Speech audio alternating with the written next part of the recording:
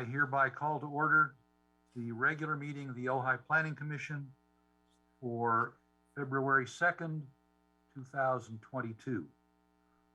Commissioner Trent, would you lead us in the Pledge of, oh, I'm sorry, first the roll call. Sherry, would you call the roll, please?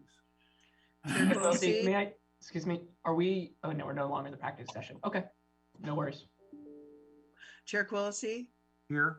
Vice Chair Nolan? Here. Commissioner Lottis? Here. Commissioner Trent? Here. Commissioner Bennett? Here. Thank you all. Commissioner Trent, would you lead us in the Pledge of Allegiance, please? Yep.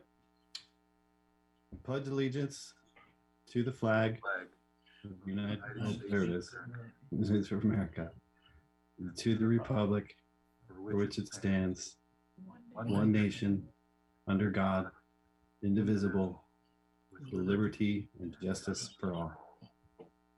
Thank you very much. Next on the agenda is public communications. Time set aside for people to address the Planning Commission on items of city business other than scheduled agenda items. Sherry, do we have any?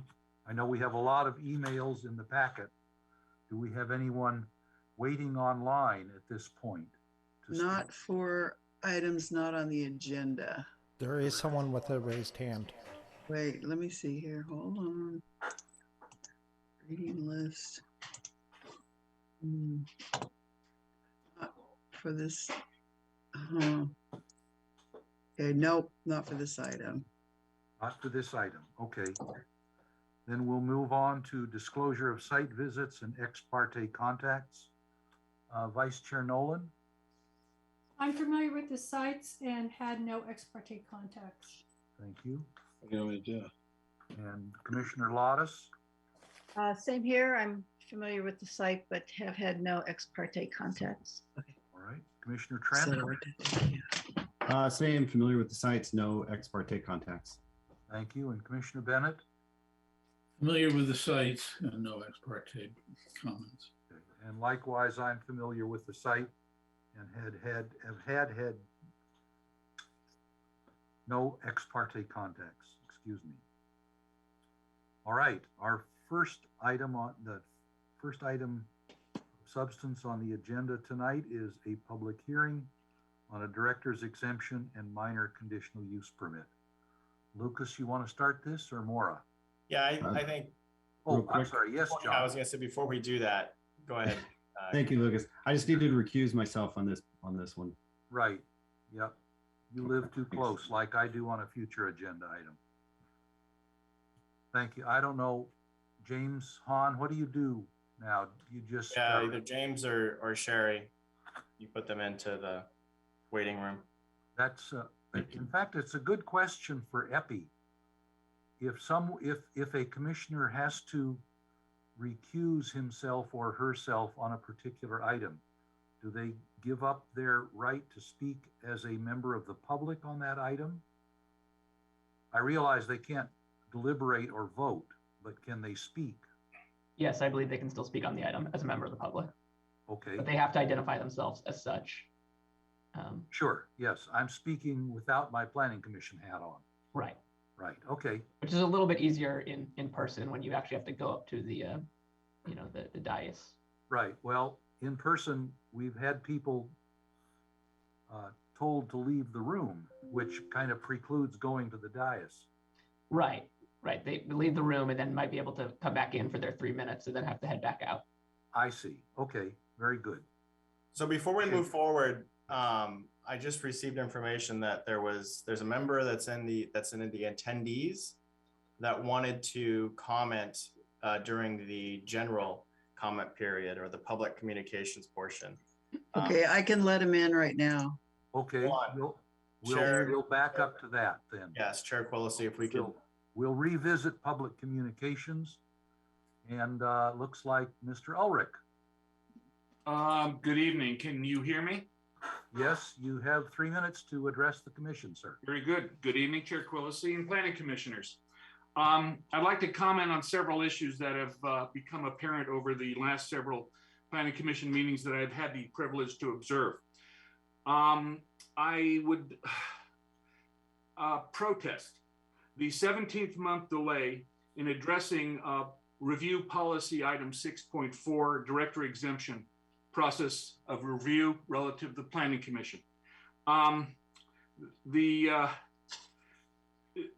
That issue is, you folks have been tripping over it for months, if not years, and it's not getting any better without that policy being defined. At this particular point, that results in the community development director either overstepping his authority or making an incorrect assertion of what the Ojai Municipal Code ordinances provide. Number two, housing. The attention of the Planning Commission, is my understanding, should be towards achieving increased housing numbers, as well as RENA compliance with the state. Last meeting you all had, or perhaps it was a meeting in December, resulted in effectively a loss of 50% of the housing proposed in the application on Matilaha Street. And notwithstanding the possibility of there being 65 additional units sometime in the future, the city's hopelessly behind in housing, rental housing, and certainly RENA numbers. Number three, the Planning Commission, to my understanding, has broad authority to waive requirements as necessary, including parking. Another issue over which y'all seem to trip and get caught up in, and resulting in less than optimal results. If so, why is parking always an issue? And why does inconsistent application of parking rules and requirements cause projects to literally live or die, often to the extent of undermining or neutralizing broader policy as expressed by the council? Now, of course, that's assuming that council members don't truly intend housing policy to increase actual housing, just increase policy. Number four, the community development director also has broad latitude insofar as the interpretation of ordinance and the application requirements and process. This is not always clearly expressed in the administrative reports that you are presented with for your meetings. Please ask and continue to ask if the proposed path in the administrative reports that are presented in the administrative reports are the best or only path to an approval. Okay. Number five, there is still no community development director or planning checklist that an applicant can review prior to their application. So, as a consequence, the applicant is subject to staff adding in additional requirements during the pendency of the application process. This provides no notice of the requirements to the applicant and results in unnecessary attenuation, confusion, inconsistency, and cost. It seems as if every application results in reinventing the wheel with the concomitant inconsistent process and inconsistent results. Thank you. Thank you, sir. Sherry, anybody else with a hand raised? Sean McDermott. Mr. McDermott, are you here to speak on Tipple and Ramble or on an item not on the agenda? An item not on the agenda at this point. Okay, you have 3 minutes, sir. Go ahead. Thank you. So my comment is on the pending future item, which is the policy assigned to the director, which as a reminder reads, review policy number 6.4, director's exemption process of minor projects from Planning Commission review. So this dates back to September 2nd of 2020, 17 months ago. It's a little bit unclear at this point why any agenda item assigned to staff has not had a concrete update in 17 months. And so the obvious question is, why hasn't it not been scheduled? As a reminder, it was added after Ojai Village Pharmacy requested to add an ABC license for 2 beer and wine fridges inside the property, and it was approved as a director's exemption. but subsequently appealed by the Planning Commission so it could be heard at the commission. This was a process that required a lot of extra time because it meant holding a special meeting as well as a regular meeting to resolve. The Planning Commission appeal process on a director decision is overly complicated, needs to be streamlined, hence the future agenda item. During the appeal process, the director claimed that determining whether a proposal is minor enough to be an exemption is ambiguous per the code and a matter of discretion. This is not correct. The code clearly says that a director's exemption is only allowed in certain conditions as defined in the code 10.2.104 review authority. And two relevant examples where minor is not appropriate, lot line adjustments where no increase in density is happening, or where an increase in density is happening is inappropriate. And also a director exemption is only allowed for a minor CUP. And I'll point out that a change in use to a restaurant per the permitted use table is a CUP. So not only do we have a director exemption on the agenda today, we actually have one on March 4th in 4 weeks that is listed as an appeal of a director decision of a lot line adjustment. So one current agenda item for today, one in 4 weeks, and one future unscheduled, all involving the need for increased commission oversight of director decisions. Given that we have known about this issue and agenda item for 17 months, and there are now numerous concerns about director exemptions overstepping what is allowed, I request that this long-standing future agenda item be scheduled with urgency. Thank you. Thank you, sir. Sherry, do we have anyone else with a raised hand? Not that, James, can you move the timer so I can see? No. No, there is not. Okay. Then we'll dispense with public communications again and go to the public hearing item number 1. Lucas? Thank you, Chair Quillisi. I'm going to give a brief overview here, and then I'm going to turn it over to Mara to go through the staff report. So to kind of highlight points within the staff report. So we're here tonight to discuss MPC to consider the matter of the tipple and ramble use, outdoor dining, and beer and wine as it relates to the city code and development standards pursuant to the Ojai Municipal Code. That's what we're here to discuss and the commission to make a determination on. Additionally, I'd like to also note the matter was also heard at and on December 15th of last year before the Planning Commission in a public hearing. However, it should be noted that vote by this commission did not consist of a quorum pursuant to section 10-1.01 of the Ojai Municipal Code, as 3 members within our code shall constitute a quorum, and no quorum shall consist of a majority of non-residents of the city. Now, at that meeting, the vote of the Planning Commission consisted of Chair Quillisi, Ojai resident, Vice Chair Nolan, non-resident, and Commissioner Bennett, non-resident. The commission took action approving the request. However, this action is void as the vote did not consist of a quorum, as I just noted. For this reason, the entire matter is being reheard by the commission, consisting of a quorum. Tonight we have Commissioner Lottis, Ojai resident, Vice Chair Nolan, non-resident, Commissioner Bennett, non-resident, and Chair Quillisi, resident. So we have 2 and 2. So we do have a quorum, as I had stated earlier. Also within the report, I had noted that staff will be providing an update in terms of reaching out to ABC, Alcohol Beverage Control.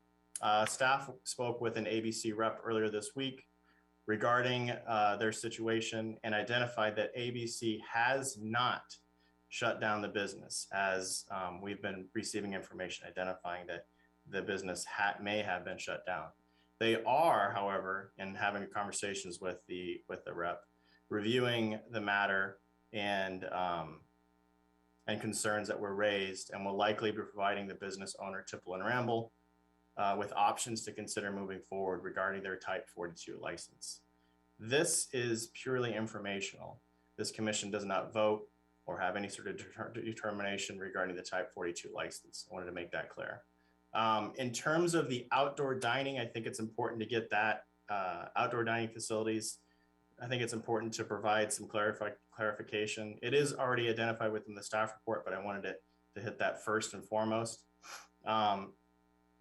The outdoor dining facilities is the appropriate action and a minor conditional use permit for this site for the private outdoor space. Because the site is mixed use, restaurant and residential above, which pursuant to Table 3-6 of Title 10, Chapter 2, Article 4, the applicant will be required to provide 6 spaces for the restaurant use and 2 spaces for the residential use above the second floor area, totaling 8 on-site parking spaces. 9 spaces are currently on site. If approved by this commission, by this body, the applicant, as a condition of approval, will be required to enter into a shared parking agreement,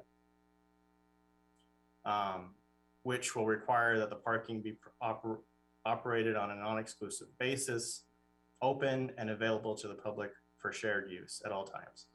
I know the associate planner will go into a little bit more detail on that as well during her presentation. Lastly, because outdoor dining facilities is not defined within our code, I have provided clarification within the staff report as a part of the record, identifying and determining parking to be addressed consistent with outdoor dining areas pursuant to section 10-2.1405, subsection D of the Ojai Municipal Code. It's up to the commission tonight, this body, to confirm, or if not in agreement, modify this determination provided in the report. With that, I turn it over to Mara to go through some of the details of this proposal. Thank you, Director Seibert, and it's good to be here tonight. Thank you, Chairman and Commissioners. So the established wine bar is set between residential uses and includes an indoor retail boutique and outdoor patio area. The hours of operation are Wednesday through Friday from 4 to 8 p.m., Saturday from 12 to 8 p.m., and Sunday from 12 to 6 p.m. And there's an existing parking lot at the rear of the site with 9 spaces, as was just mentioned. One of them is designated handicap. In 2013, the Alcohol Beverage Control ABC issued the Type 42 license for wine tasting, bar, and patio. At the time, staff identified to the ABC that on-site alcoholic beverage sales are a permitted use in this zone, C1 zone. The size and nature of the patio area was unknown at the time.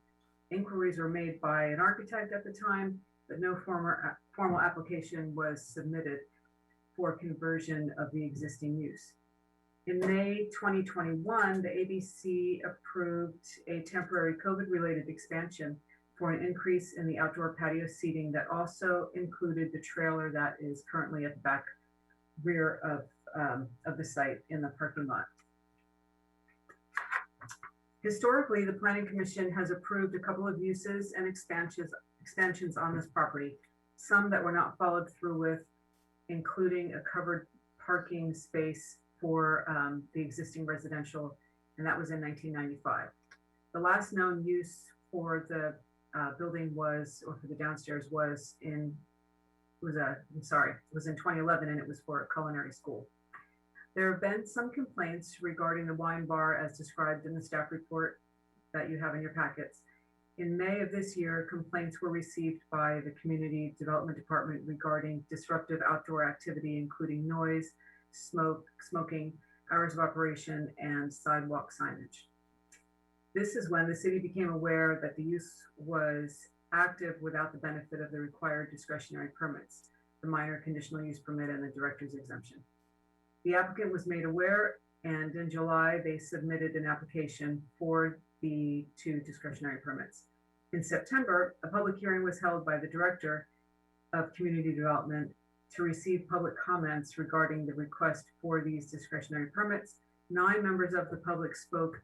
They expressed concern as well as support for the business.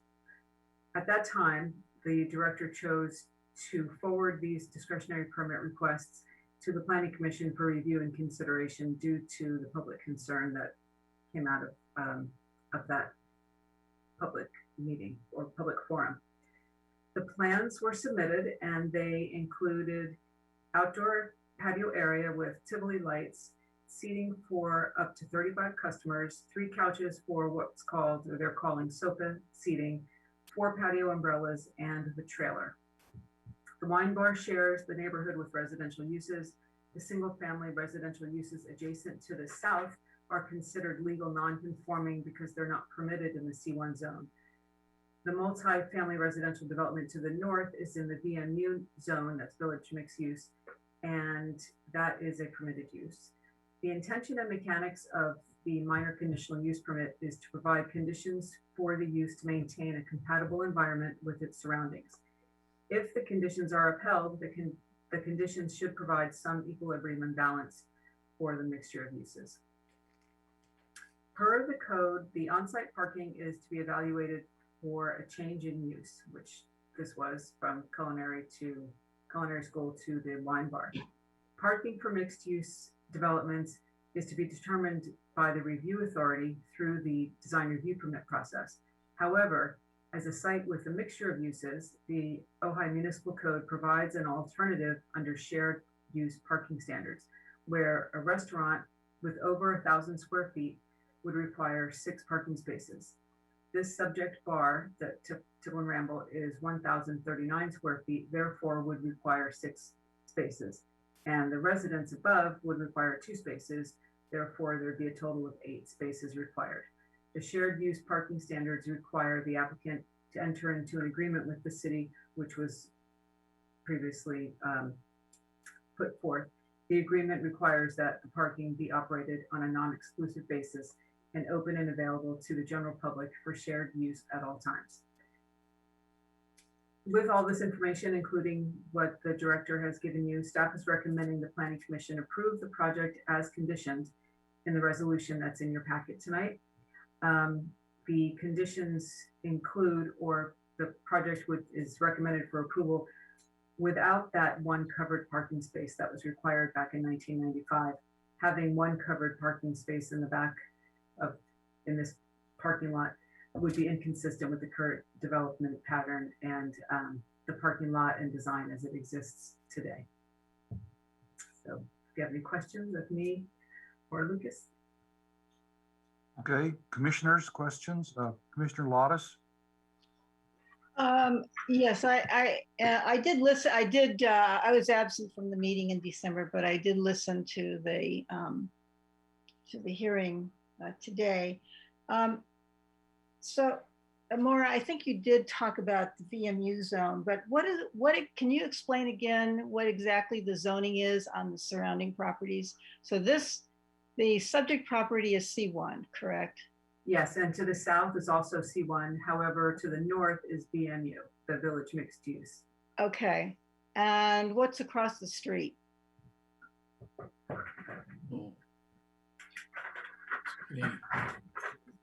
Handy dandy map. Yeah. Yeah, I was missing my zoning map. And I'm trying to do everything digitally. So Yeah. I apologize for not having all this. Well, I apologize for not knowing right off the top of my head here. And Lucas, can you correct me if I'm wrong in that directly across the street would be is Oak Street would be a C1. I'm looking at the zoning map and it looks to me like It's C1. east side of Montgomery on either side, either north or south of Oak is all C1. Yeah, thank Very you. odd. Thank It's a residential zone. I mean, it's Well, it's a commercial zone, however, it's a there are commercial zone full of a lot residents. of residents, yes. Right. Yeah. Thanks for the clarification. And there's a little bit of VMU to the north and across the street to the north on a little bit above Oak Street. Okay. And I have a question on the trailer. So ABC said the trailer was okay and as a component of their licensing, but what city requirement is required? Nothing to put a trailer on your property like that? That's not really mentioned specifically in any part of the permitting.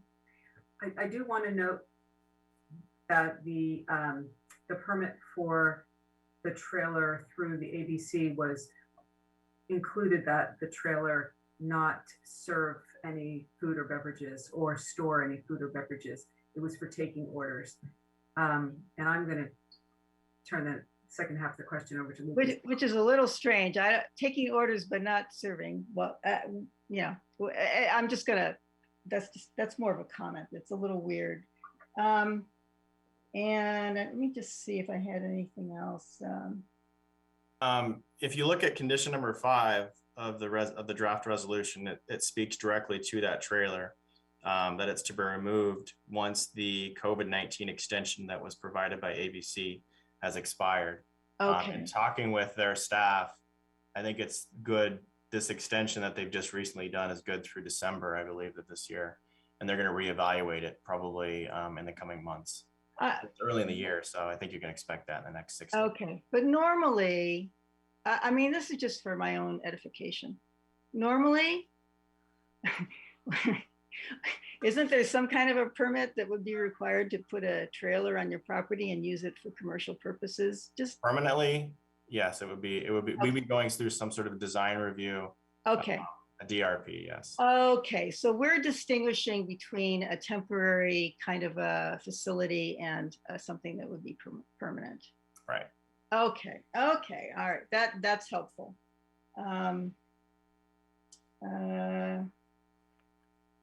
That's all my questions for the time being. Okay, thank you, Commissioner. Vice Chair Nolan, do you have questions for staff? Not at the moment. All right. Commissioner Trent, do you have questions? Oh, he's gone. Wondered what happened to his picture. Commissioner Bennett, do you have any questions, clarifying questions for staff? Not at this moment. Okay. I have a couple. I think it's just a couple. The rest are, no, maybe not. Anyway, Lucas, you mentioned, or Maura mentioned, a city discretionary permit. Now, I understand from everything that I've read in here that this business has to request and be approved for an ABC type 42 license. And then they have to get an Ojai business license. And I saw in the timeline in the admin report that both of those things are done. But is there some other Ojai license that has to do specifically with ABC type 42 licenses, or what? There was reference to another discretionary permit. And what was that about? What else is required just in general for a business that wants to exist in the city and operate under an ABC 42 license? Yeah, so our code actually has alcohol uses, and we've spoken about this in the past. Then our use chart, it identifies alcohol uses for on-site as a permitted use. So fitting within the parameters of a conditional use permit is not appropriate. However, within the design review permit, it speaks to parking and any sort of use that would provide an increase or an impact in the use aspect. It needs to be evaluated. And the route in which we've decided to move forward with these types of uses is through a DE, or a director's exemption. So instead of doing a full DRP to commission, it's been handled through DE. However, those are on case-by-case scenarios. So ones that are existing, like for instance, this one, we're evaluating it through a DE, given the parameters of the whole case, have forwarded it to the Planning Commission. So it's a discretionary action, not ministerial. Okay. Okay. Let me see. My understanding of your calculation of the parking requirement is, and I say you and Maura together, my understanding is that you are calculating the gross floor area of the business as being just over 1,000 square feet, and therefore 6 parking spaces required. Yeah, through that shared parking use chart, which is, I think, table 3-6. Okay, my understand, I've spent some time with the municipal code today looking for shared use and looking for mixed use as it appears in various places. And I read at least one place that either shared use or mixed use or both do not apply to residential use. And I'm sorry, I think it's 1405 or 1406, but it might be 10-2, 1405 or 1406, but it might be 10-2, 504. I don't remember for sure. Oh, maybe it is. Yes, 10-2, 504 B2 says that a property can only be designated as mixed use where it adjoins one or more parcels similarly used for mixed use or exclusive commercial, or the commercial portion is limited to offices. And exceptions to that, and I don't think that this parcel qualifies under that as being mixed use. And as far as shared use, I don't think residential is a part of the shared use. So I'm trying to figure out where we're looking for 2 non-residential uses of the property. And I only see one. All I see is the wine bar with food. So could you clarify that, please, one of you? Yeah, I mean, can I come back to that so I can pull up the code sections that'll. Of course, sure. Chairman Quillisi? Yes, sir. I was wondering, there is also a retail store that sells goods as part of the Tipple and Ramble complex. It's not only a restaurant, but it's a shop. I would agree with that. I would agree with that. But in the definition of shared use, it talks about people parking at one or another of the parking spaces required to be provided for one use or a different use, and those 2 uses, 2 or more uses, actually having dissimilar operating hours so that a reduction in parking requirements is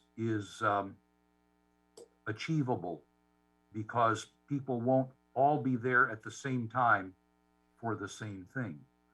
But I think we're talking about, frankly, one non-residential use of the property. And so I'm just wondering, what is the effect if this property is not really mixed use or shared use? Are there other regulations that would otherwise apply to it, and what are they?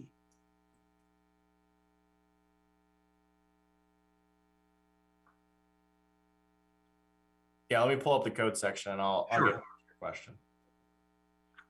There's other parts of 10.2.504 that don't apply. They're all VMU related. And then there's a general question still. While you're looking that up, the calculation that you made of required parking for the business as opposed to the residents says in effect that neither the outdoor seating on private property nor the floor space of the outdoor, in this case there are, I think I looked at the plans, drawing A 1.0, there are actually 3 patio areas, one alongside the street to the south of the main building, one behind the main building, and on the drawing, there's one to the north side of the building, between the building and the driveway. And the implication of your calculation of 6 spaces says that not only the seating in those areas, but the floor space that's taken up doesn't count at all in terms of parking, so that the it's like 2,500, 3,000 square feet of floor and something on the order of 50 seats at least, 35 in the back and something on the south side and something on the north side. And none of that counts for required parking, though there may be 50 more people on site patronizing the business. Is that correct? That is correct. And that the outdoor seating, the outdoor dining facility does not require the additional parking per the code. And I think Lucas may have given the code section at the beginning of the presentation this evening. And that's something, Chair Colsey, that could be addressed also in conditions in terms of future expansion of outdoor seating as well.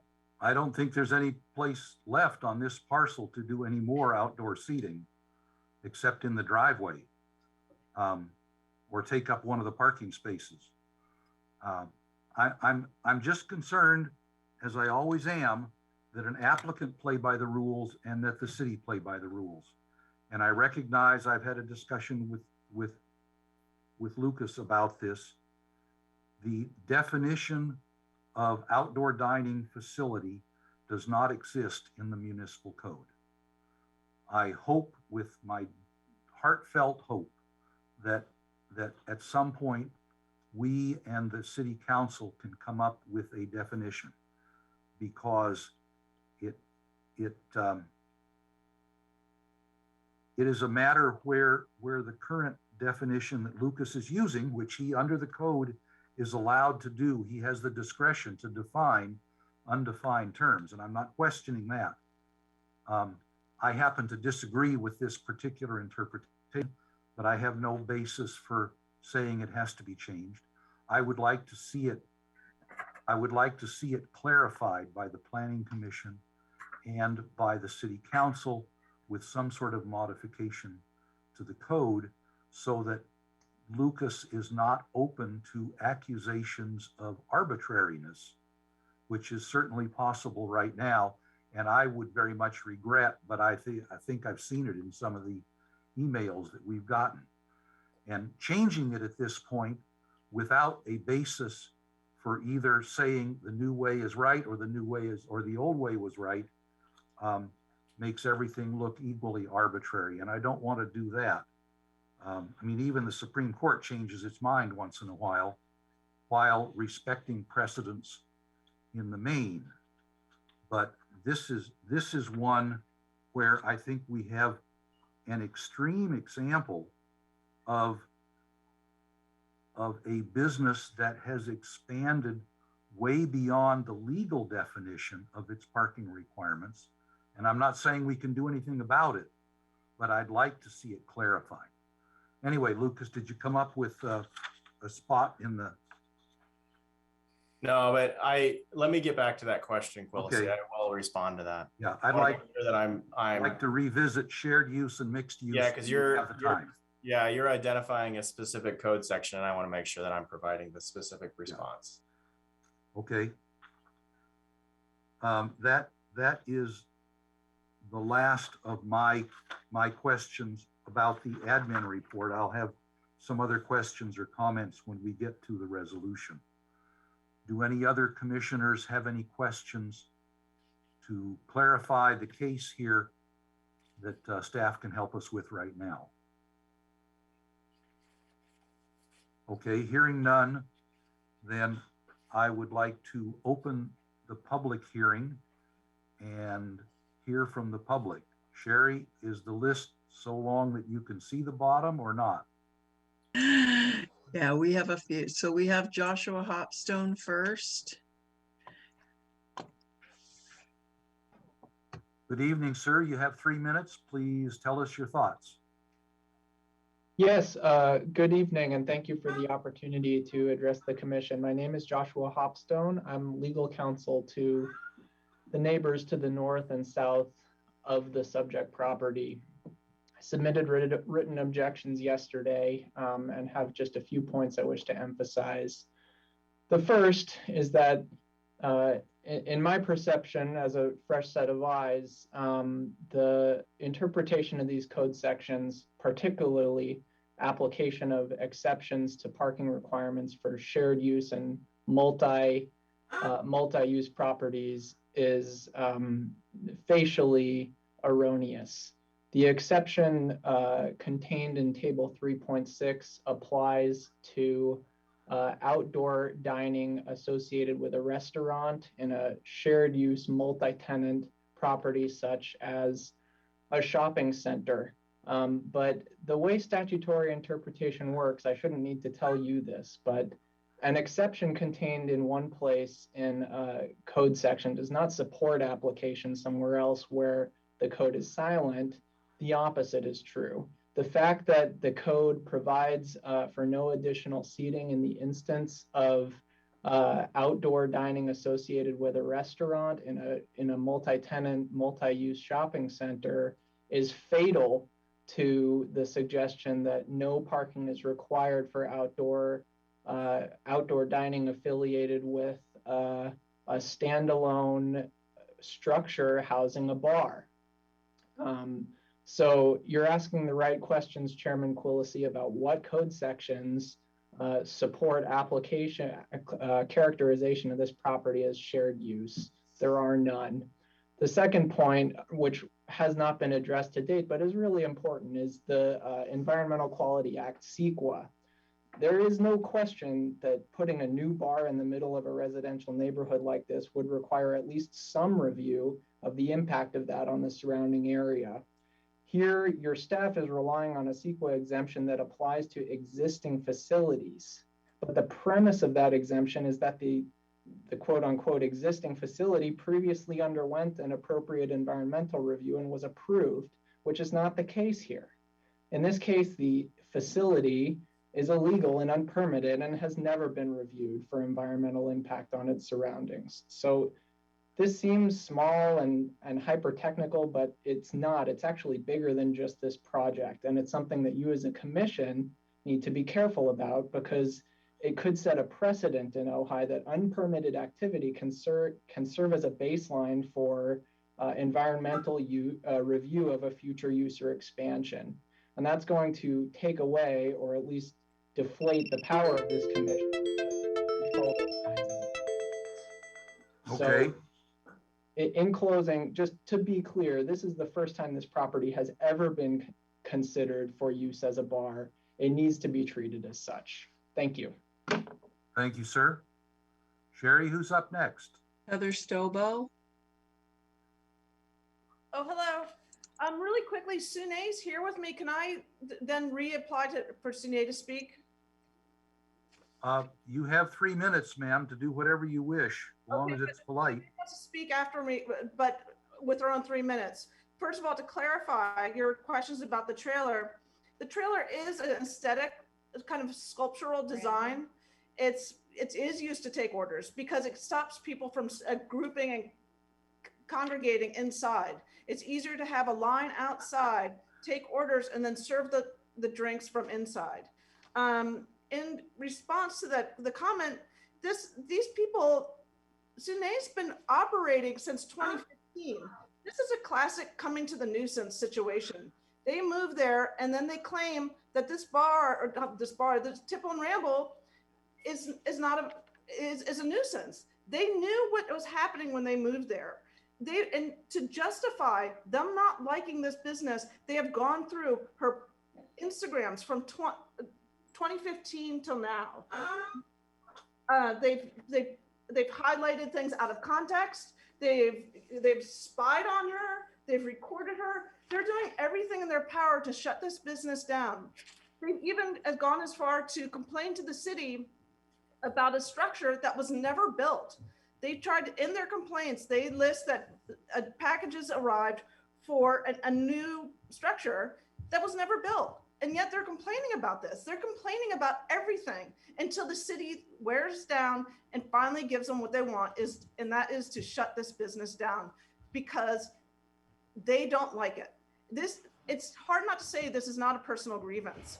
When through their complaints is 167 pages. One of their complaints was they didn't like her Instagram post wishing her clients, her patrons, a happy new year.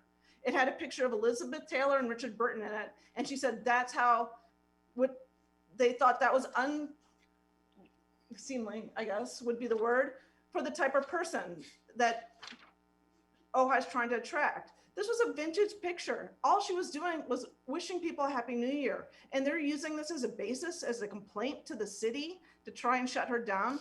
This has gone beyond code violations. This is personal. They're just trying to figure out anything they can do to shut her down. So, you know, in regards to that, you know, they classify her as a rule breaker. They say there's problems with parking. What about the Airbnb that's running next door? How many parking spots does that need? Well, I can guess that we don't know because it shouldn't be legal. There is no code for it because it shouldn't be happening, but yet they're still doing it. So the city needs to evaluate. I agree, it needs to be equal, but they just can't arbitrarily shut down a business based on a personal grievance. Thank you, ma'am. Sherry, who's next? So Heather, did you have Sune there for 3 minutes? Yes, I do. Okay, go ahead, Sune. Hi, y'all. My name is Sune Goldstein. I'm the owner of Tipple and Ramble, and I know y'all already remember me from such meetings as last month and the month before that. So in an attempt to keep things moving along, I'll keep my comments as brief as possible. I opened up in 2014. I wanted to share experience of beautiful California wines, cheeses, handmade artisan goods. When I signed the lease in 2013, I was told it was a commercial one property. What I wanted to do was commercial one activities. I actually worked with an architect. We did apply for a patio permit, was my understanding, and I have emails dating back to that we were all fine. Up until this summer of this year, did I know that there was an issue. That being said, here we are, and I've understood the conditions placed in our permit, and we have remediated and clarified the substantive issues around the noise and hours and smoking. And you don't have to take my word for it. The ABC did a multi-day undercover investigation based on the complaints and found no noise or hours violation.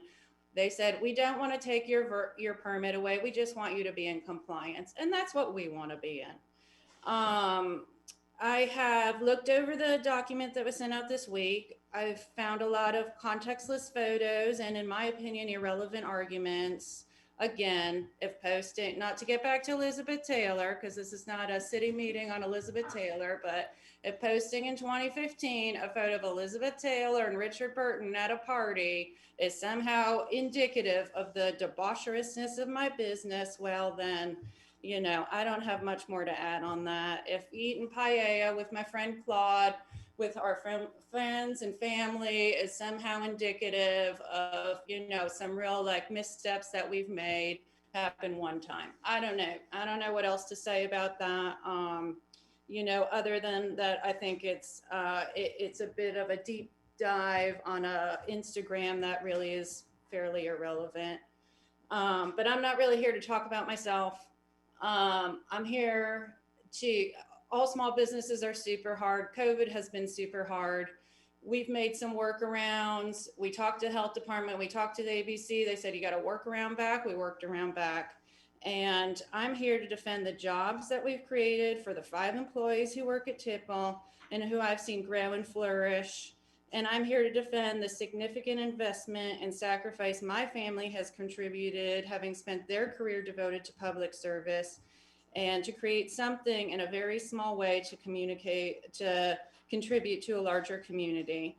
And I hope that you all see that we fit in with the character of Ojai. That's not the case, and that's valuable information to have, but I do appreciate your time and I appreciate your consideration. Thank you very much, ma'am. Sherry, who's next? Claude Mann. Hello, everybody. Thank you. I'm a 27-year Ojai resident, as you all know, and I'm a business owner. I attended the previous Planning Commission meeting, and I came away with a couple of impressions. One is, I think I'm repeating what we just heard, that the coordinated harassment of an established business by relatively recent arrivals who somehow decide they don't like having a hospitality business next door sets a dangerous precedent for all businesses. And let's be honest, that's why we're here. That's why we're talking about parking and everything else, is because of complaints by interested parties. They're also, the complaining parties are purposely conflating the stated limits of the CUP and the city codes of the business tenant downstairs with the after hours personal activities by a lawful resident upstairs. Sune goes in the backyard with friends because she lives there. They take photographs and say she's outside, operating outside the code. And that's just false. And then finally, depriving a well-established business of the legal right to serve wine and beer will be tantamount to shutting her down. It's a very, very difficult business to run. I met Sune when we lived across the street when she was opening, and it was clear from the beginning she respects and values her neighbors.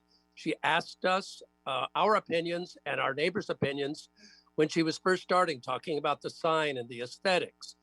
And her approach today is equally thoughtful. It's so much, it's not always clear when she's open.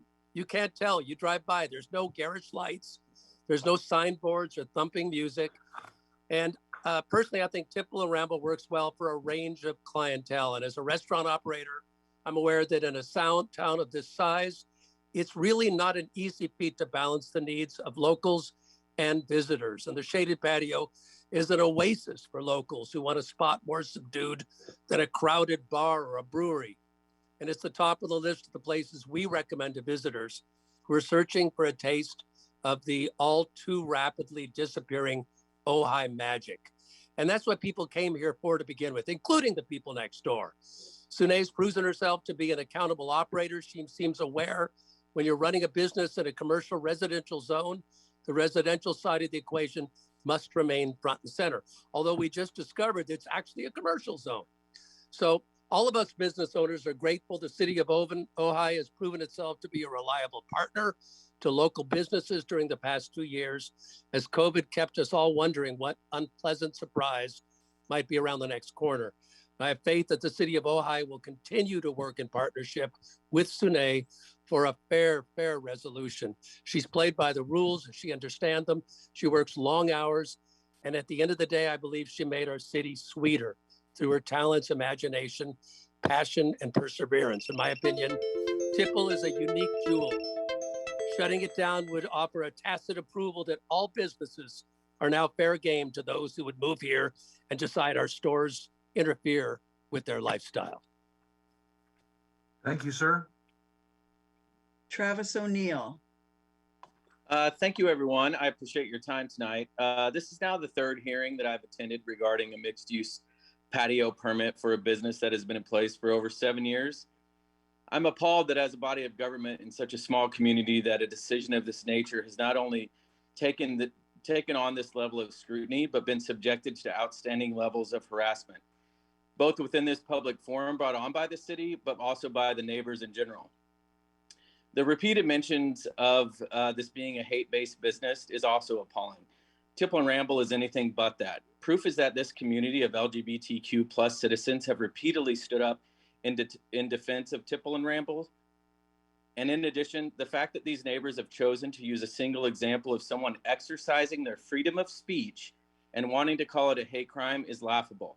The word crime is a hefty accusation, which the last time I checked, laughing is not a crime. Smoking in a private residence is not a crime. Having friends over for a gathering in the private residence is not a crime.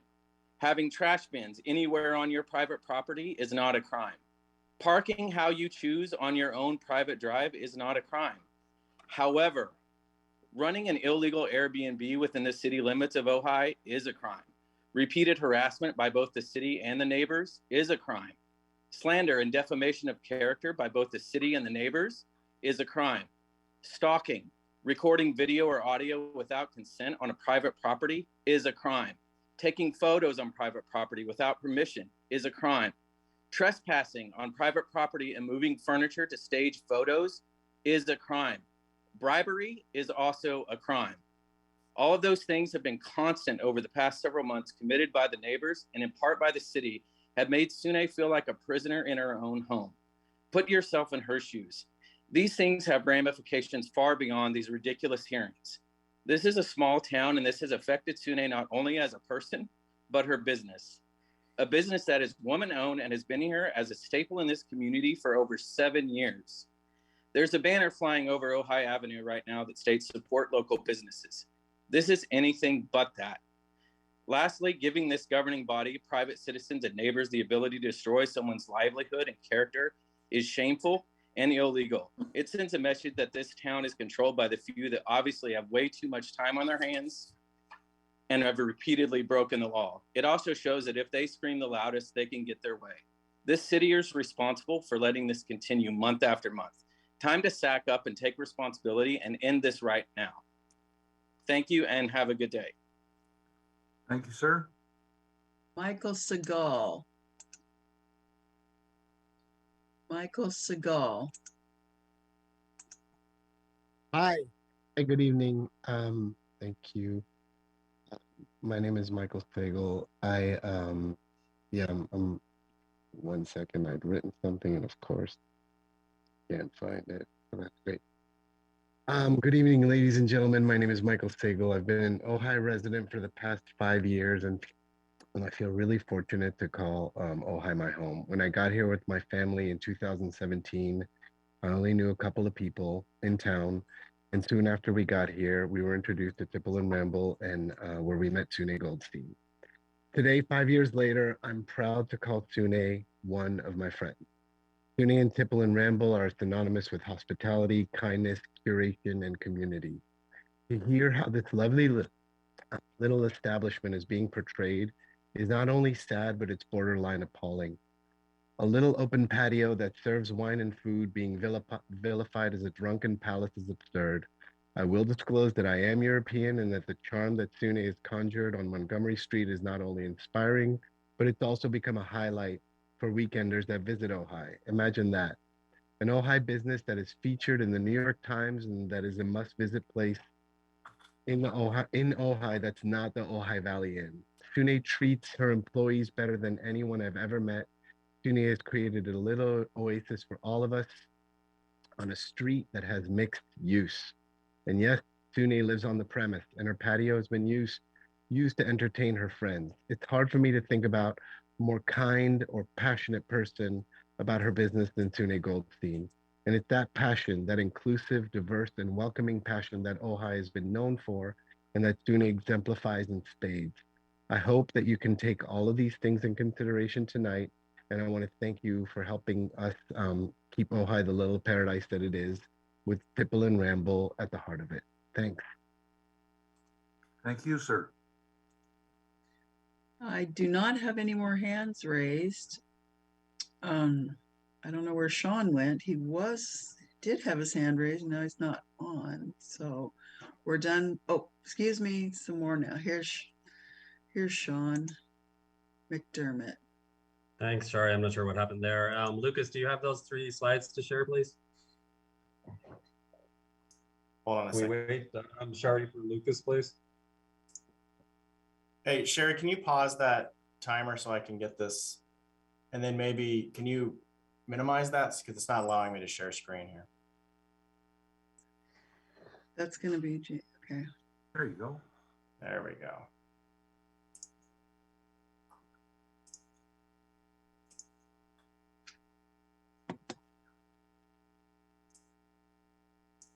Okay, I'll start. Can you guys hear me? Yes, thank you.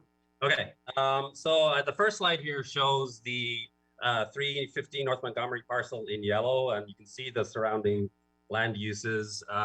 You can see that all the surrounding land uses on all sides are residential. Some predate the C1 zoning and were zoned over. This is about to happen again. It was discussed at Planning Commission last July. This whole area is about to become a VMU rezoned area. I do want to point out that there is an empty affordable housing lot across the street in green. This property is stuck basically because it is so difficult to meet the parking requirement for housing and keep it affordable. As a result, the street parking is under great demand. The light blue areas are nonprofit uses, a church to the north, and an art gallery, a nonprofit art exhibit space to the south. Across the street, there is a small healthcare office behind a residence. Next slide, please. These shows all of the bars and pubs in Ojai. You can see the bottom left is Chief's Peak, and then all of the bars are along the blue line, with two exceptions. One on the bottom right there, number 7, is Ojai Valley Brewery, which is in the industrial zone, and no residences near their patio. And the other is Tipple and Ramble, far north on North Montgomery Street. I've highlighted some of the ABC license differences. You will notice that several have meals, several don't. The key thing to note about locations with meals is that people eat as they drink. In these locations that have no meals, people drink, and as a result are obviously drunker than those that are at a restaurant eating a meal. It's also worth highlighting the patio sizes. There's only 2 of these bars or pubs in Ojai that actually have large patios. The one, Ojai Valley Brewery, which has a large patio, is in the industrial zone again, and Tipple and Ramble is surrounded by residences, which is unprecedented in Ojai. Next slide, please. The ABC license was briefly discussed earlier. I'll point out that this whole process started not by residents moving in next door. It was started because Sune applied to ABC to change her license type last March to a type 47 license, which would have added hard liquor, to which we were already, many of the neighbors were already upset with the bar next door, but she was escalating and intensifying the use to hard liquor, which started this whole process. The disciplinary status was touched on. We talked to ABC yesterday. There is an outstanding 15-day suspension of license that is basically stayed, and she is on probation for that. If there are any more offenses, for example, another issue that would give her a 5-day disciplinary action, the 15 days will be added to that action. So basically she is in a 15-day suspension probation for at least the next 3 years. We have one misbehaving bar in Ojai that is now asking the Planning Commission for permission to be permitted as a large outdoor bar in the middle of a residential area. I do want to mention, in my closing comments, that the general plan does actually have some guidance here. It is important to notice that permits are called discretionary because the Planning Commission is in a position to oversee what is good and bad for the city, to balance the needs between businesses and residences. Land Use Policy 10 in the Ojai General Plan is important. It requires that new developments be at an appropriate density or intensity based upon compatibility with the majority of existing surrounding uses. And I will stress it's uses, not zones. As part of the development review process, treat the densities and intensities outlined in the land use element for specific designations as the maximum allowable. And two things that it mentions. One is require that adequate buffering and transitions be provided between dissimilar uses. And number 2 is where a question of compatibility exists, require the use to conform to the lower intensity.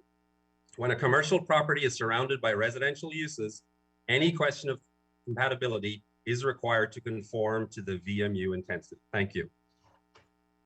Thank you, sir. Sherry, have we more speakers? We have Stacy. Stacy, go ahead. Hi, can you hear me? You can drop the share screen now. Yep, there you go. You have 3 minutes, ma'am. Please go ahead. Our property is just 24 feet from Tipple and Ramble's back patio. I would like to clarify our feedback on noise, which we didn't convey clearly enough at the last hearing.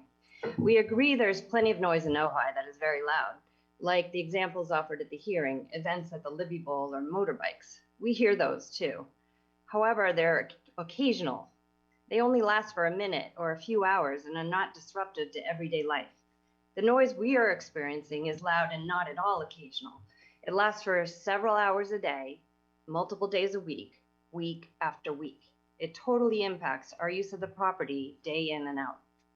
The noise is at the worst on the weekends when the bar fills with tourists who have no concern for the surrounding residences. We are driven indoors and have to shut our windows during the hours of the day that we would like to be outside or at least have our windows open. It is the noise of a bar, not the hum of a restaurant. That's because bars don't serve meals and people go there to drink, particularly on the weekends. If you've ever been the designated driver where you're the only sober one, you know what kind of noise I mean. We have measured the noise with a decibel meter, even though they are designed for industrial type noise and not the varied noise of speech and laughter. However, the spikes still go up to 65 decibels, but don't typically exceed it. That means condition number 12 from the city for this proposal is not at all helpful for controlling the noise we are living with. Besides the noise, we have also been impacted by drunken behavior in the street. We've heard drunken shouting after closing from patrons returning to their cars. I've passed inebriated patrons on the sidewalk in front of the bar while walking my dog in the middle of the afternoon. The sidewalk is regularly clogged with smokers. Just last week, I saw a woman drinking a glass of wine on the sidewalk, talking on her phone, also in the middle of the day. Tourists often drive to get to Tipple and Ramble and park their cars on the street. I've seen them wander through our neighbor's gate trying to find a backyard bar. Presumably, they drive because they're not staying nearby and will need to drive back again after they've had a few drinks with only snacks to absorb the alcohol. We have to worry that eventually one of them will cause an accident.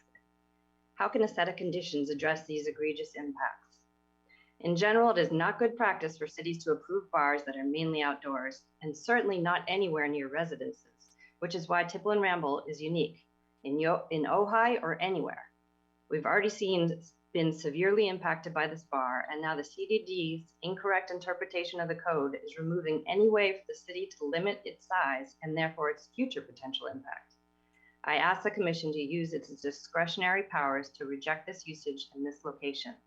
The owner can lease a different location. At the very least, the commission should ensure that the code is applied accurately to this proposal and require the actual parking that is needed for a bar of this size. Thank you. Thank you, ma'am.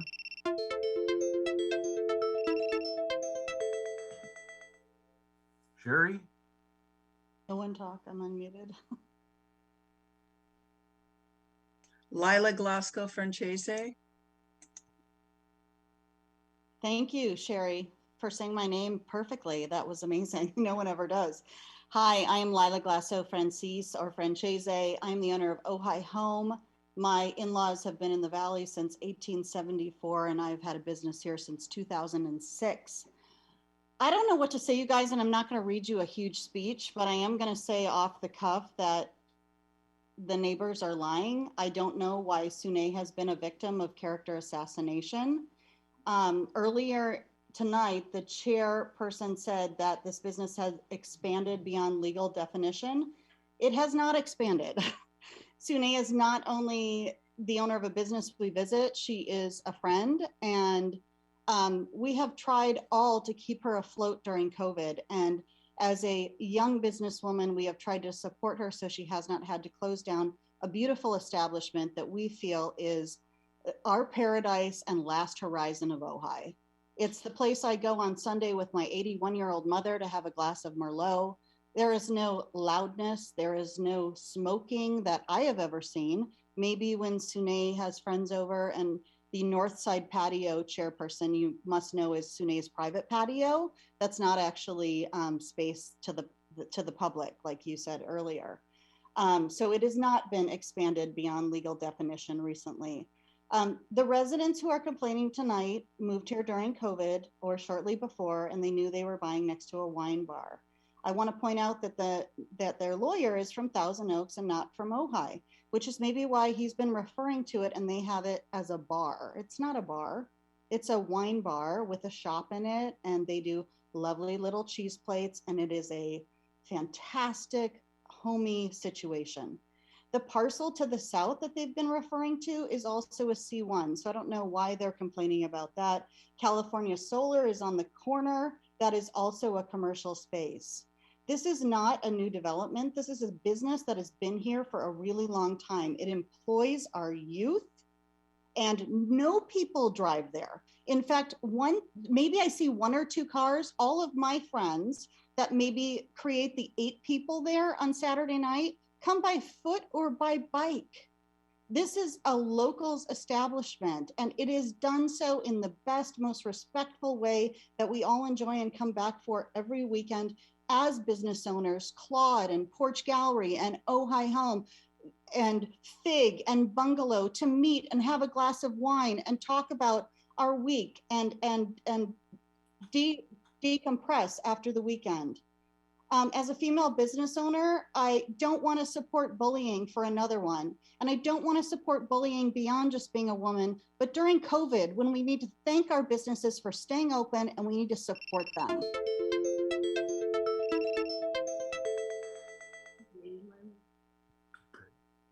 Thank you very much, ma'am. We have Bill Miley. Can you hear me? Yes. Hello, my Go name ahead, Bill. is Bill Miley. My family and I have lived here since 1968. My involvement in this is because I am friends with the McDermotts, and I carry a value system against noise and light intrusion by others for their own needs. This location, as you know, is surrounded by residential neighbors. The residential buildings outnumber the commercial one. How it got to be commercial zone, I don't know. As I remember, the first alcohol use was as a wine bar. It was a small retail store, wine tasting. Over the past 6 to 7 years, as I understand, it has been operating without proper city permits as a beer and wine bar inside and outside. It has not operated by city rules. Wine tasting is limited to 3 ounces of wine per day per person by California law. That license limits the impact of an indoor wine tasting permit on folks who live there and live next door.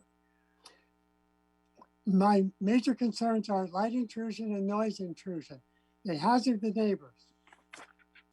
Average alcohol science on the nervous system says once you've had a few drinks, you hear yourself as if you're talking too quietly, and to compensate, you start talking louder. That's what happens, especially outside. There's more and more customer sounds that get louder and louder, and they can't be controlled like they would be indoors. To deal with this, so neighbors do not have to constantly have to call the city needs to establish a data collection system by recording sounds on property lines. In my appendix I sent, it shows a recording tool not only for sounds, but also for light. Many outdoor cities have buffer zones that they require to separate an outdoor alcohol consumption area with any neighbors. As I said, the city needs to establish a data collection method for measuring intrusive sounds, not only for noise, but also for light. Commissioners, please virtually place yourself in a residence next door before deciding how to vote, or imagine your home next door. An umbrella approach is needed here, rewarding non-permitted practices with new permits to operate a business known to harm living environments of their adjacent neighbors is rewarding those who violate the rules. That's not my city values. At the most, the license for this business should only be wine tasting inside. The outdoor permits requested will bring much harm to this neighborhood with guaranteed continued conflict. Not the city administration I value. Do the right thing. Value fairness, honesty, and larger neighborhood compatibility. I'm going against. Travis O'Neill. Hi there. I know I spoke earlier, but I would like to claim time for my husband, who is also in the room. His name is James Holder. We reside at the same residence on Crestview. I would like to draw a couple points. The fact that the trailer has come up in conversation is in use of it being to serve alcohol out of, or for serving or for taking orders is funny to me, because of the fact that there were many exemptions during the past 2 years because of COVID-19 given to Ojai Beverage, given to Nocciola, given to Topa Topa, and all of the other businesses that needed to bring people outdoors instead of keeping them inside. Sune literally had an opportunity to not necessarily change her business, but just change the model a little bit so that people could avoid coming inside to the bar. That's the use of the trailer. Secondly, I would like to say that I'm a little bit confused as to why the city in the past meeting would would come together knowingly that there needed to be a quorum when there were people that were outside of the city of Ojai, and put Sune not only through that 3 hours of kind of harassment, but it then turned into another meeting that we're now in today, which to me is a little bit appalling, as I mentioned earlier. I would also like to say that the fact that there are so many people that have come together to support this business, and the fact that there are neighbors who chose to live in this community and be a part of what they think Ojai is something that we all should take into a little bit more consideration.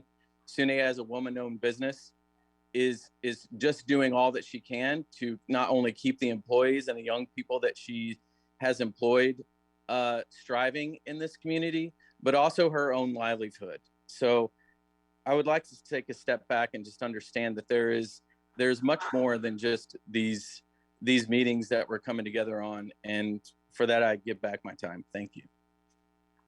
Thank you, sir. Sherry? That one was a little bit more, but I just needed to address things. What, is it weird? Hello? Hello? Hi, it's Stacy again. I'm reading the letter from the neighbor to the north of, or south rather, of Tipple and Ramble, Janice Gale. I am the current and longtime owner of the residential property at 313 North Montgomery Street, Ojai.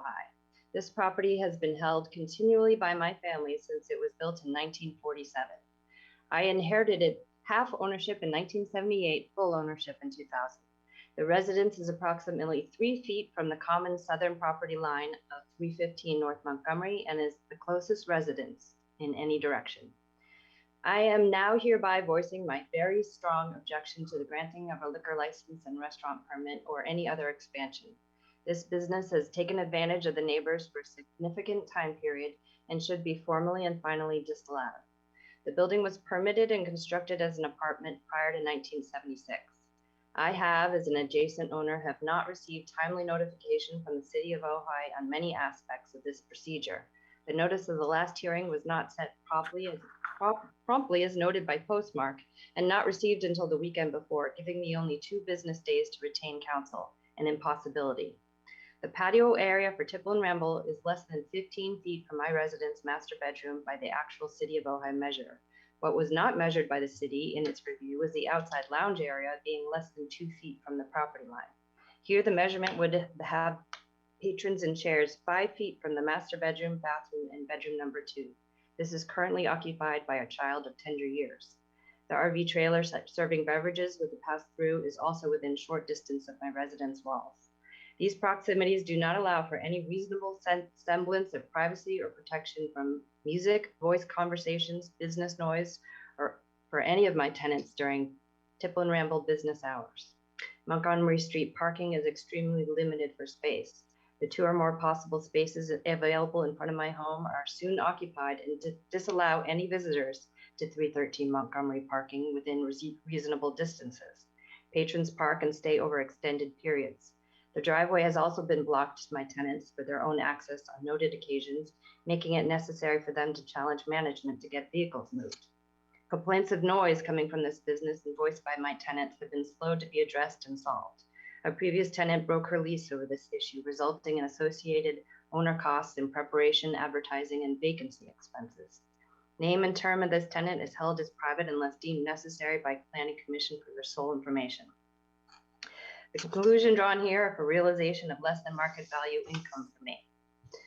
Tipple and Ramble has been operating a business without permit for several years, showing disregard for city ordinances and disrespect for neighbors. There's been no mention, the city planners, etc., the existence of now obviously illegal and unpermitted business, but has been known to the city since 2014. How many of the commissioners? Sorry. Hello, thank you. This is Lila Glasso Francis again, and my mother, Beth Glasso, would like to speak. I do want to point out that what you just heard was a lie. It was a letter from the neighbor next door who owns the property. The people that rent the property have absolutely no problems with it. And I actually find that super offensive because I feel like it's taking advantage of an elderly woman who has absolutely no knowledge of what's going on in Ojai, and she's been fed a lot of bullshit, pardon my language, by the neighbors. So anyway, here is my mother, Beth Glasso. Hi, everybody. I just want to say that I'm really, I find Tipple and Ramble to be a beautifully appointed, gentle, relaxing, refreshing place. It's well tended, it's well maintenanced and supervised. Sune is a beautiful woman with a lovely, generous spirit who extends herself in many ways for the people who patronize her business. I am appalled at all the pointed criticism and harassment that I see. And after 81 years of living, I just feel that it is totally inappropriate. If you don't buy into these people's ideas unless you have gone there and sat there for a while and had a cheese plate and a glass of wine and looked over her little tiny bit of merchandise she has, and look at the plantings and the gorgeous seating places. Don't buy into this unless you've actually gone there and sat there. I think you'll find it very pleasant, and I have never had trouble finding parking. Let's preserve our time. You're done? I'm done. Okay. Thank you, Mom. We're done with our time. I think what she's saying, that we're all saying, is let's preserve our town. Thank you. We have Joshua Hopstone one more time, the attorney. Yes, thank you. Just briefly in response to the prior comment that the statement read by Stacy McDermott was BS or disingenuous. I've been formally engaged by Janice Gale. She's my client, and those words came directly from her. They've been submitted and are in the administrative record. So that was not coerced upon her or anything of the sort. That came directly from her. She was unable to address the commission directly this evening.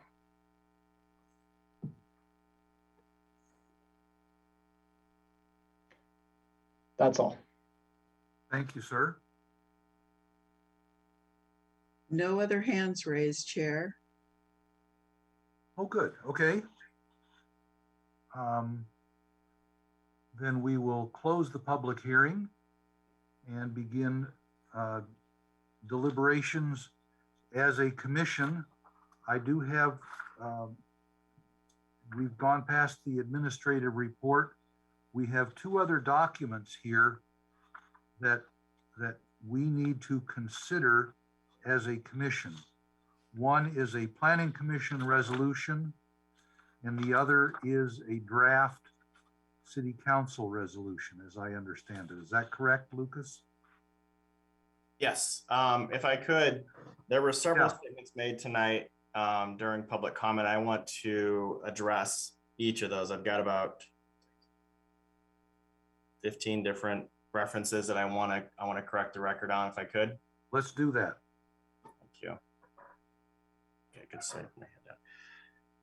This use is being identified as a restaurant, not a bar. I think we want to make that clear. And we have a definition for a bar that was also provided within the staff report itself. I want to make that part of the record, as I think several people referenced this as just strictly a bar, which is not true.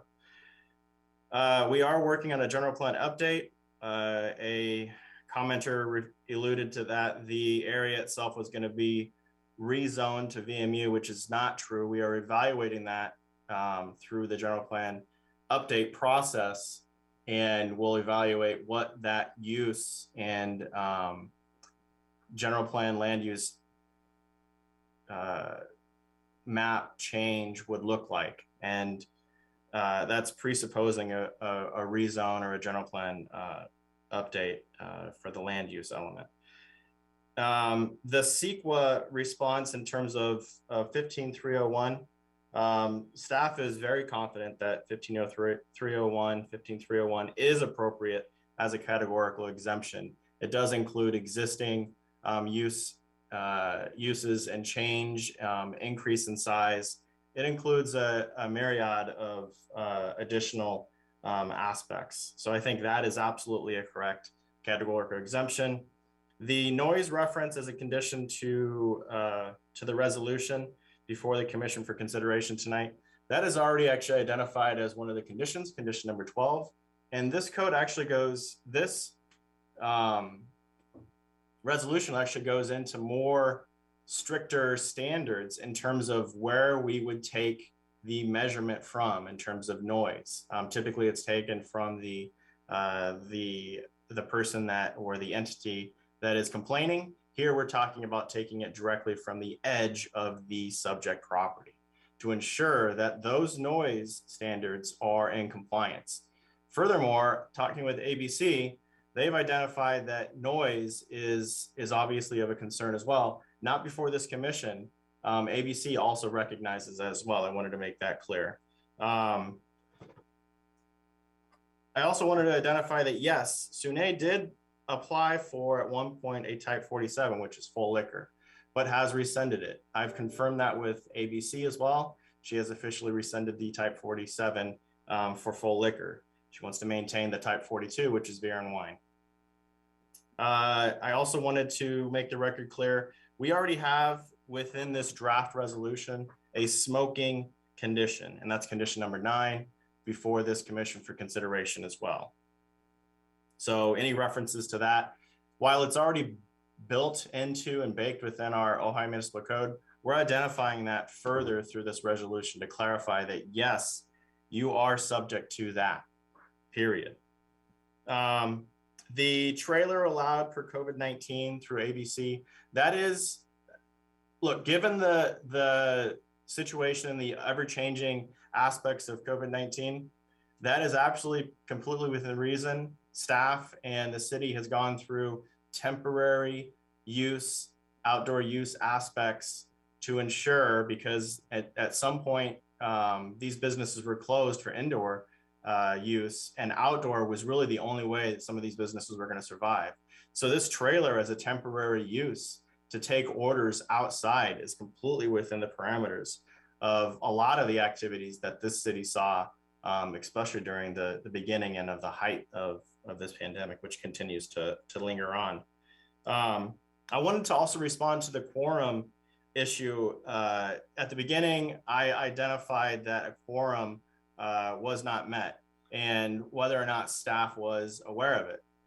Obviously, if I had been aware of it, I was not necessarily made aware of it until after the meeting, but made true the record and have since had to rehear this item as de novo.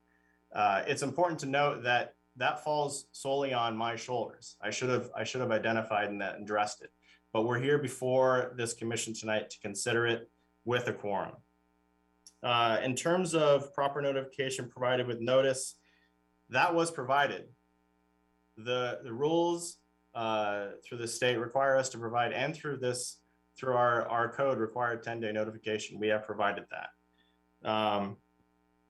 And then, I can't speak to, the staff is not necessarily going to speak to any personal issues. I would urge the commission to focus only on code related matters, period. Any sort of personal issues that are going on, those are personal issues and should be excluded from what we're looking at tonight. And lastly, I wanted to Chair Quillisi's point regarding the mixed use aspect and the residential piece. I think what is important to note here within the code parameters that Chair Quillisi had mentioned, the residential being excluded from the shared use parking standards, that's if it's wholly residential. Here we're looking at a very, very much what fits into the parameters of mixed use. It's a mixed use development. It's a mixed use by definition of our code, a mixed use project. It is commercial, retail, residential, mixed use. It fits within the parameters of a mixed use development, And by mixed use development, it is reviewed by the DRP or design review permit. And that is before this commission tonight for consideration. So with that, I think those are all the comments that I wanted to respond to tonight. Thank you. Thank you, Lucas. Comments from commissioners or questions about either the Planning Commission resolution or the suggested resolution for the City Council? Vice Chair Nolan, please go ahead.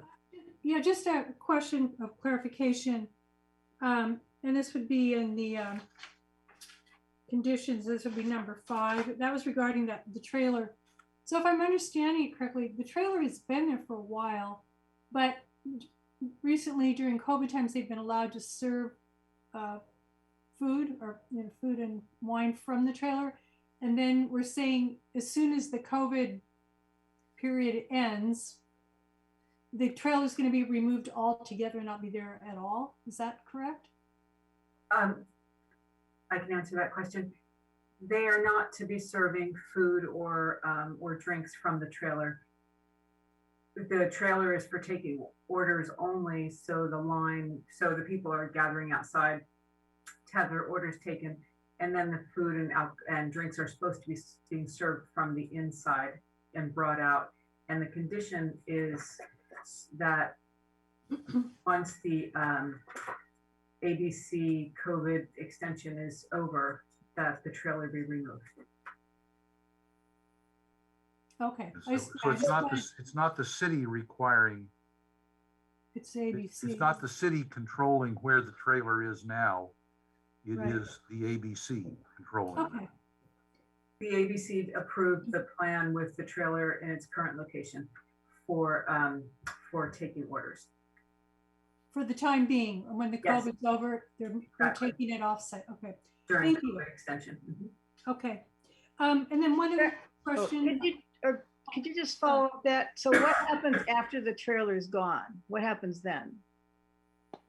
Well, when the trailer is gone, they would no longer be able to, the patrons would no longer be able to go to a trailer to take orders. It would be, wait staff. Yeah, I think it's important to note a couple of things. One is ABC is requiring this. A lot of the times ABC will have some sort of requirement and we'll agree to it. I think that's true with what we're seeing here tonight with this condition. And then in certain circumstances, the city will put together a specific condition and ABC will weigh in on that. It's typically the stricter the two standards that apply. Here, we're agreeing with that standard, identifying that it is temporary. When that trailer is removed, orders will be taken by wait staff or taken inside. So that it just allows, what it's basically allowing for is if the personal preference isn't necessary to be indoors, given the pandemic, they have that option just to remain outdoors wholly. I think that's what's important. Does that make sense?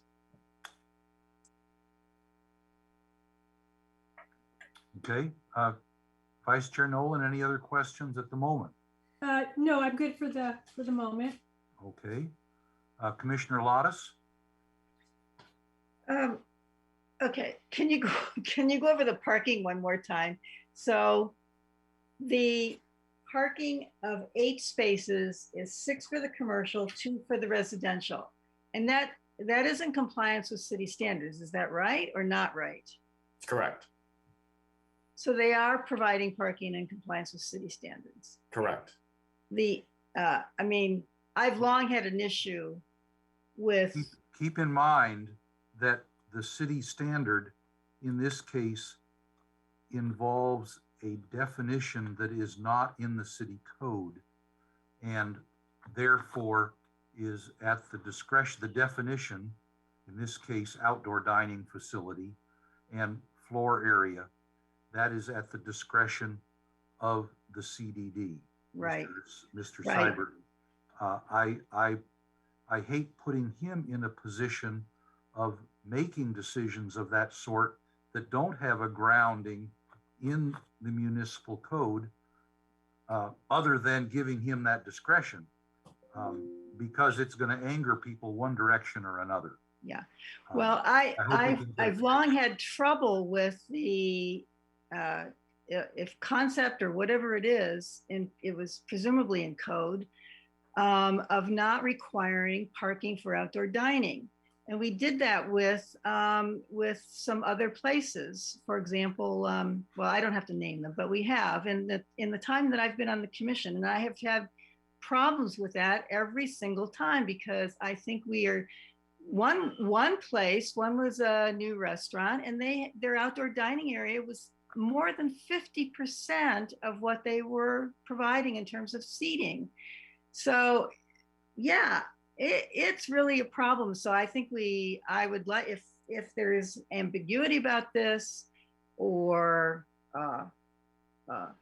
lack of clarity in terms of what we're requiring for outdoor dining, I would sure like us as a commission to straighten this out in the near future, because I just think we have really impacted some areas of the downtown with our with that aspect, with that application of what of no requirement for parking for outdoor dining. So, but Lucas, can you? But you're saying that as it stands now, can you respond to that? Love to. Thank you, Commissioner Lattis. So in terms of consistency, in terms of how this has been addressed over the years, even dating back to 2017 with applications leading all the way up to when I first started here in 2019, there are several examples of either minor conditional use permits being issued in the same manner, or the outdoor dining being identified as an accessory use, which then falls into that category of parking not being required as an outdoor dining use or outdoor seating use. However you want to try to split hairs there. The reality is there's been consistent application over the years.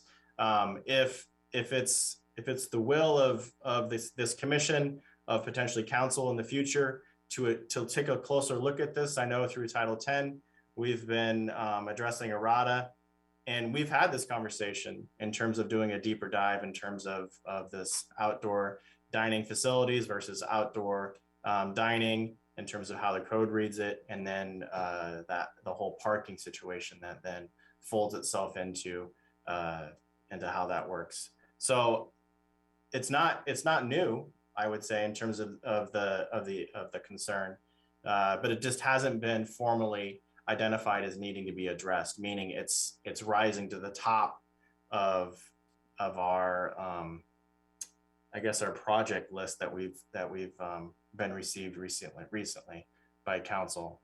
So I'm happy to have that conversation at a later date, and I think maybe it's even worth doing that. But it's just not something that we can dive into tonight in terms of debating how to try to fix it into the future.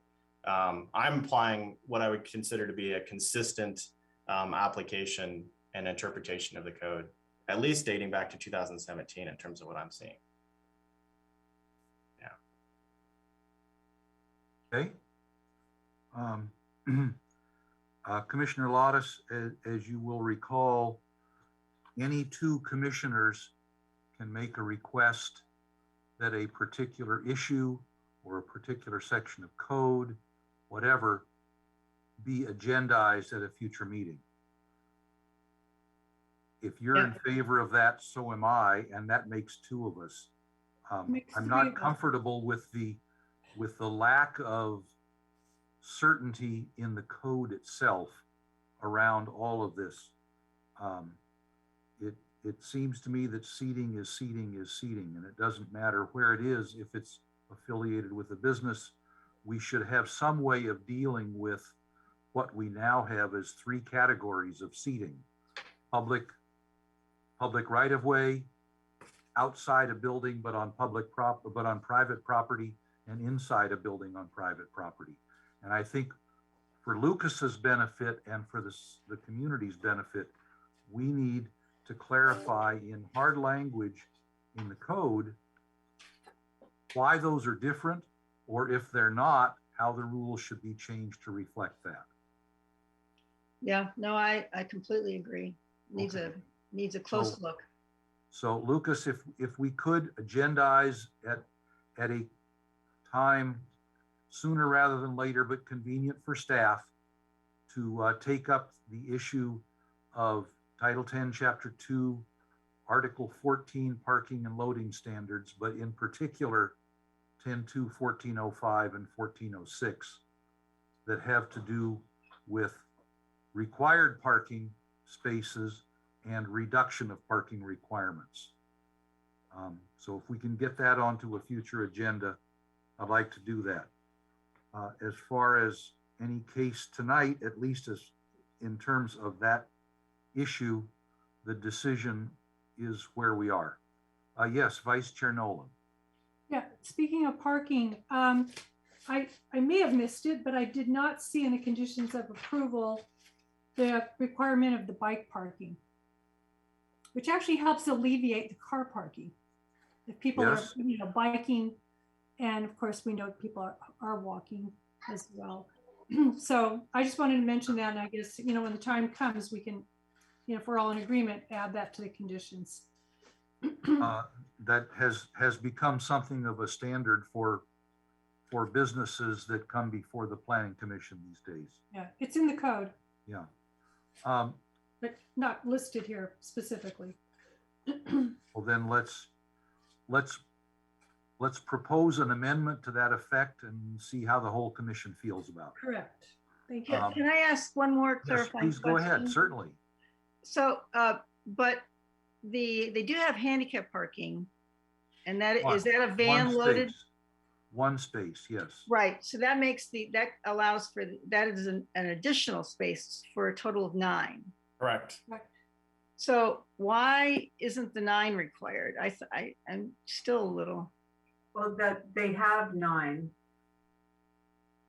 existing, and one of those happens to be the accessible handicap space, but they're required 8.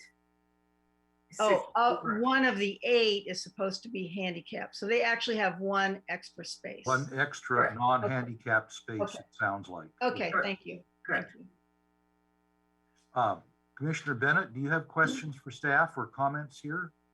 Well, I've got a question about what I just heard. So they are in excess of what they are required to have in terms of the number of parking spaces. On-site parking spaces. On-site parking spaces. Okay. And we're talking about adding to the conditions, adding bike parking to this. I mentioned at the last hearing on this matter, for the benefit of those who were not there, that I thought that the signage for the parking was inadequate, that I was in fact unaware of the fact that there was parking for the patrons. It may have been signed, but I didn't see it. And I've always parked in the street when I've been to that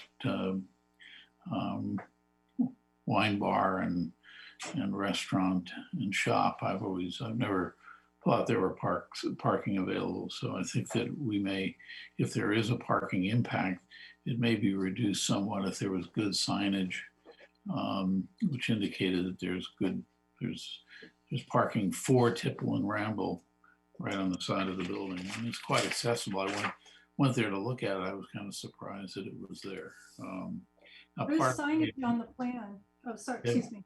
Yeah, it may be that I've only been there in the evening, and so I didn't see the sign. If the sign requires illumination to be able to be seen. So anyway, I wasn't looking for it and didn't see it. And since none of the restaurants that are on Ojai Avenue have any parking at all, that's out front or adjacent. I wasn't expecting it in this location. No, I don't have any other questions or observations. Thank you. Okay, thank you. Vice Chair Nolan. Yeah, Commissioner Ben, I just wanted to point out that on sheet A 1.0, which is sheet 3 of 5, attachment D, or page 3 of 3, actually. They do show signage details. One for the accessible parking, and then one also for parking lot entrance signage. Oh. Yeah, did you see that? Attachment D, page 3 of 3. Yes, Attachment D. Which note calls out parking signage? Well, if you go to page 3 of 3, attachment D on the bottom right-hand corner under general notes, it refers to a primary entrance to the building or faculty facility and the primary path of travel to the specific area of alteration and blah, blah, blah, blah. But right under it, there's two details, a parking lot entrance sign, and then also, of course, the accessible parking signage, which is required. Okay. And then does the site plan show where that sign is? That's the other question. Let's just see. I may have missed that earlier. Because I see the drawing of the sign. I don't see a placement of the sign. Yeah, it may not be on here. Let me see.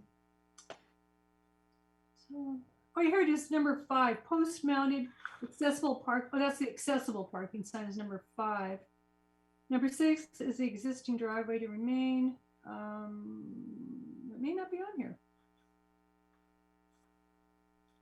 Oh, here it is, number 13, provide entrance signage as per detail 1. So it's number 13. And let's just see where that is. It takes me longer because the half-size sheet, the print is so small.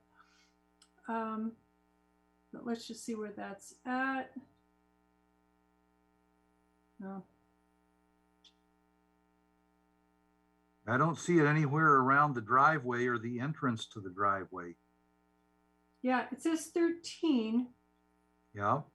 I'm not seeing 13 either, although I may have missed it. Like I said, it's sometimes the small print is a little tough on the eyes. Well, we probably could ask for clarification, I guess, if we're not seeing it. Yeah. I'd like to see it called out. Yeah.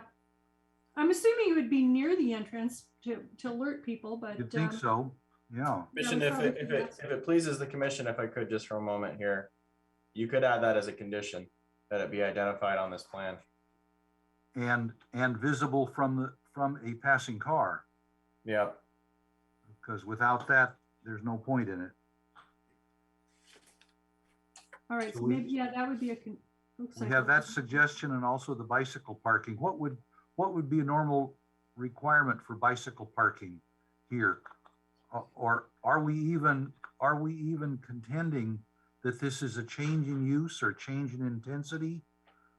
Since there was no permit before, seems kind of like the baseline is 0, and anything that they've come to request permits for today is a change at least in intensity, if not in use. And that would leave the entire site open to having to comply with current code, correct? Correct. Okay.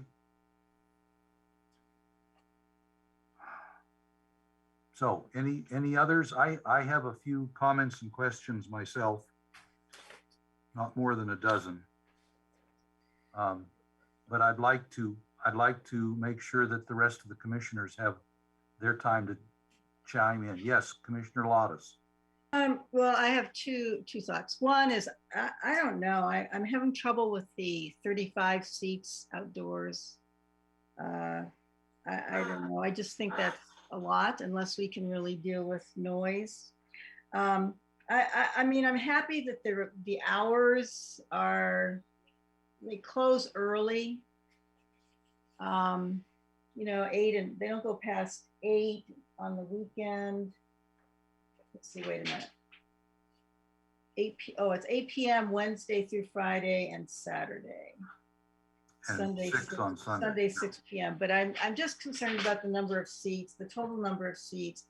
And I'm wondering if we could be a little bit more explicit in terms of that this is a restaurant, if we're calling it a restaurant, that food be served.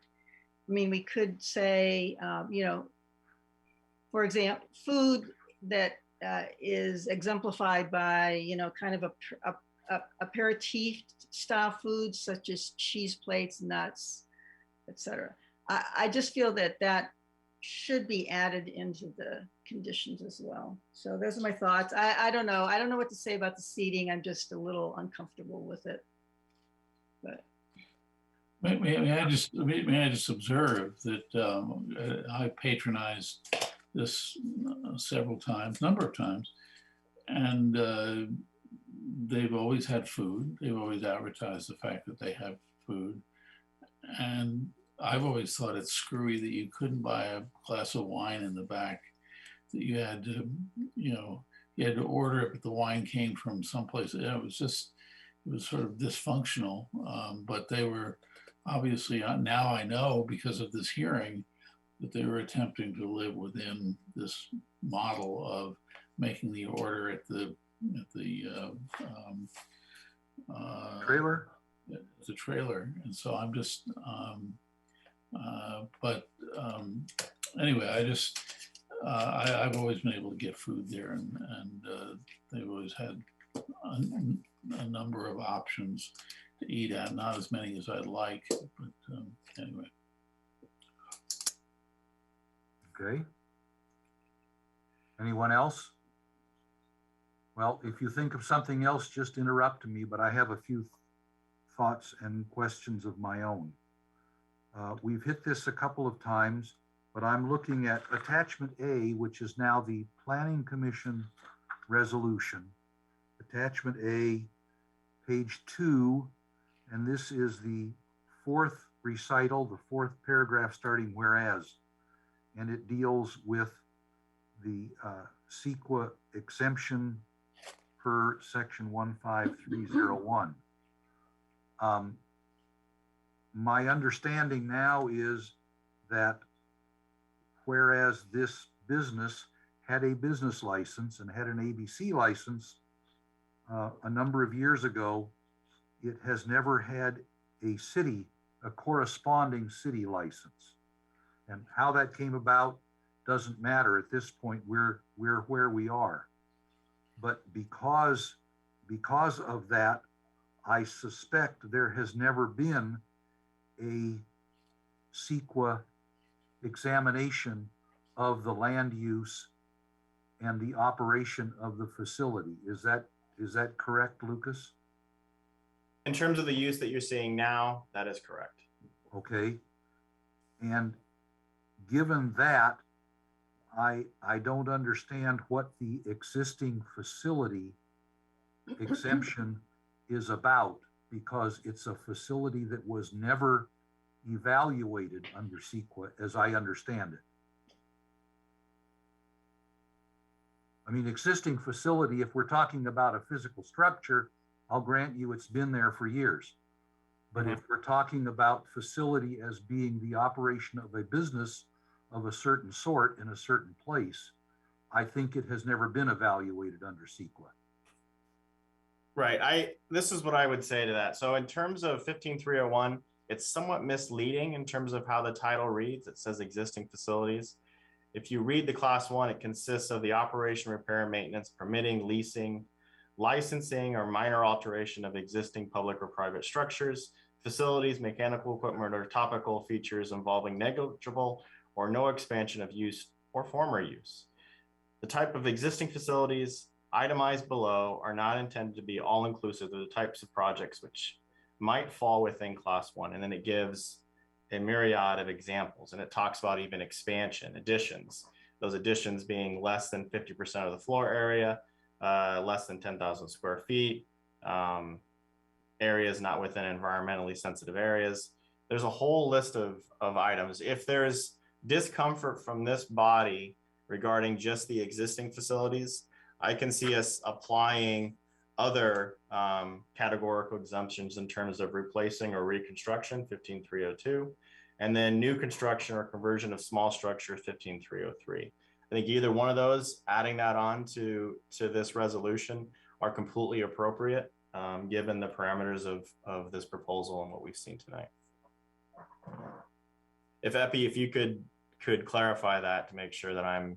Yeah, I think it's a good point there, Lucas, that there are a variety of options here for the Planning Commission if the commission does not feel comfortable with 15301, excuse me, that we've talked to the city attorney's office has talked to staff and we're comfortable and confident that this site is exempt, whether under 15301 or other sections of CEQA from CEQA analysis. Yeah, and I think it's also important to note that when you're looking at a project specific basis, like we're looking at here, it's not that you're just looking for one exemption. There could very well be a myriad of categorical exemptions that apply, and that's I certainly see that's the case here.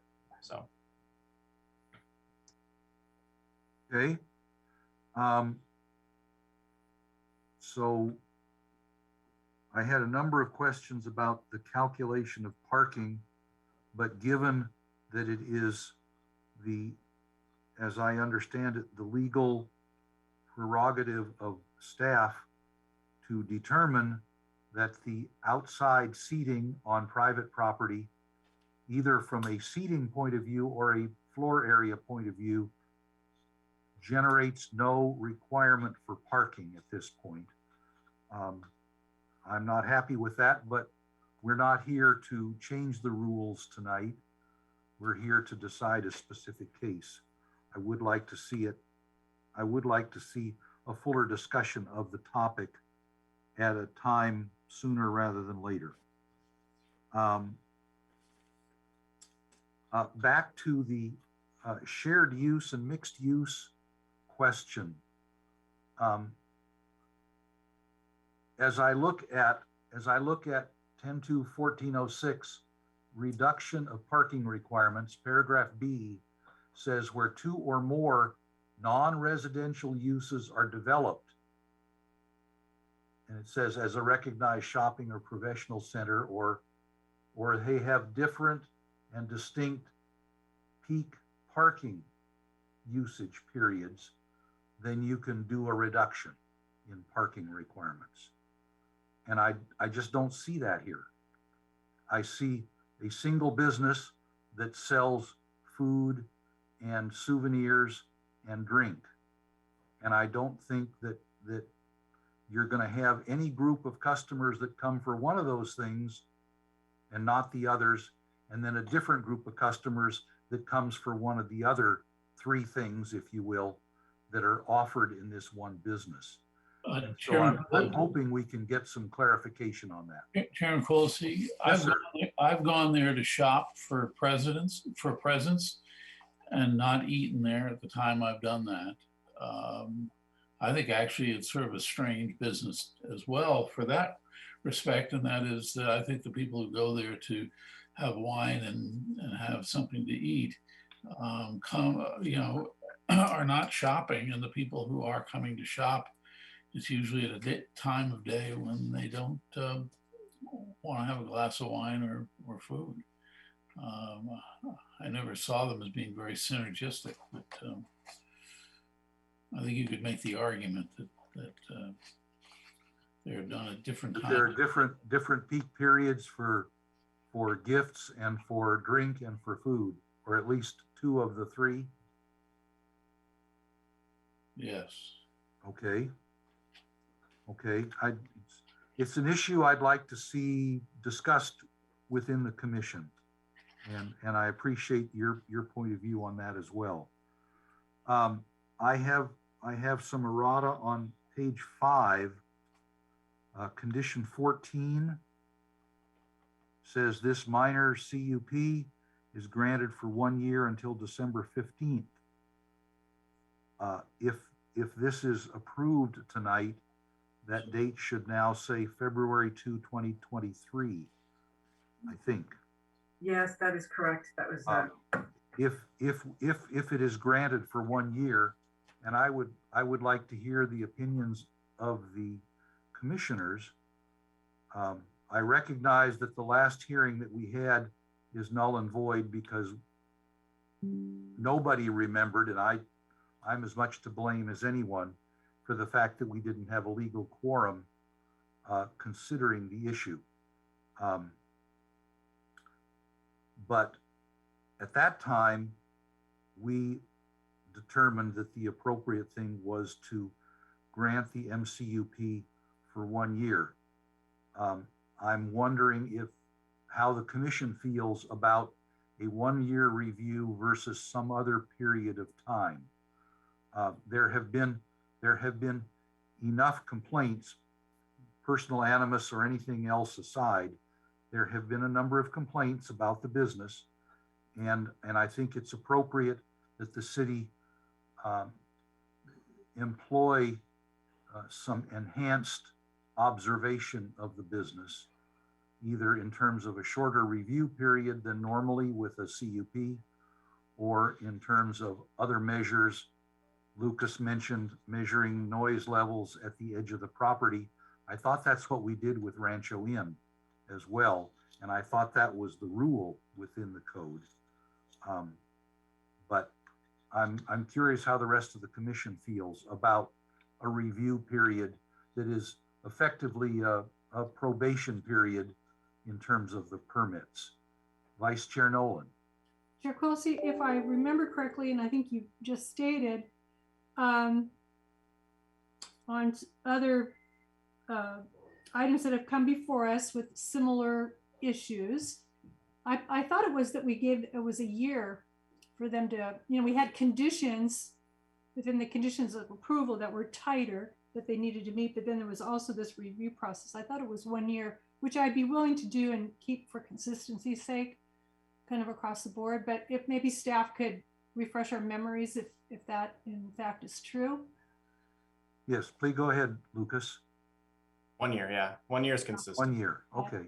Okay, I would be good with the 1 year, and it looks like we're adding things into the conditions as well. Commissioner Bennett. Chair Quilisi, I think that the idea that Commissioner Lottis had about the decibel level at the property line and using whatever is in the code on that is what we should use, and we should apply that evenly. We just had a bar and restaurant. No, that was just a bar where we were seeking where we were asking for the enforcement, I think 55 decibels. Outside of operating hours and 65 inside, I think. Right, yeah. And if I recall the testimony that we heard tonight, those levels were met, but it wasn't clear that 55 was always met outside of operating hours. I don't remember hearing that. I do remember hearing 65 within the operating hours was what one of the neighbors reported. And it may not be to everyone's taste, but that is the current code. And that may be another topic that we want to consider as a commission. Vice Chair Nolan, please. Yeah, I was just going to mention though, if you do go to condition 12, it clearly states measured at the property line of 315 North Montgomery Street. Right. Yeah, I think so. that's... I think it's well written. I think it covers everything. But if we want to review it again together as a commission, I'm okay with that too. But it feels like it's been well crafted. No, I think it's well crafted. What I was suggesting was the commission may or may not wish to take up the topic of 65 and 55 dB as appropriate limits for business. Oh, I see. No, I was saying just the opposite, Chair Quilisi. Yes, please. I was saying that since it has already been addressed and we already have a code on this, and since this calls for the applicability of that, I don't think we need to do anything to revise that.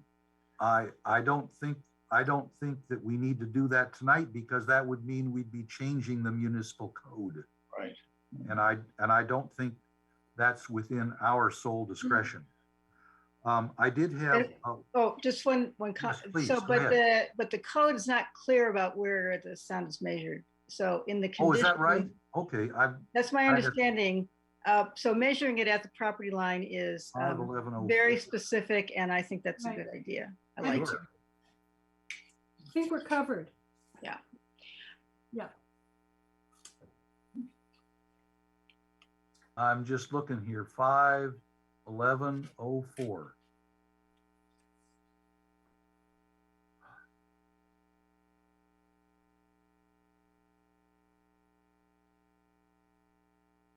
It says 51104A2, exterior noise standards.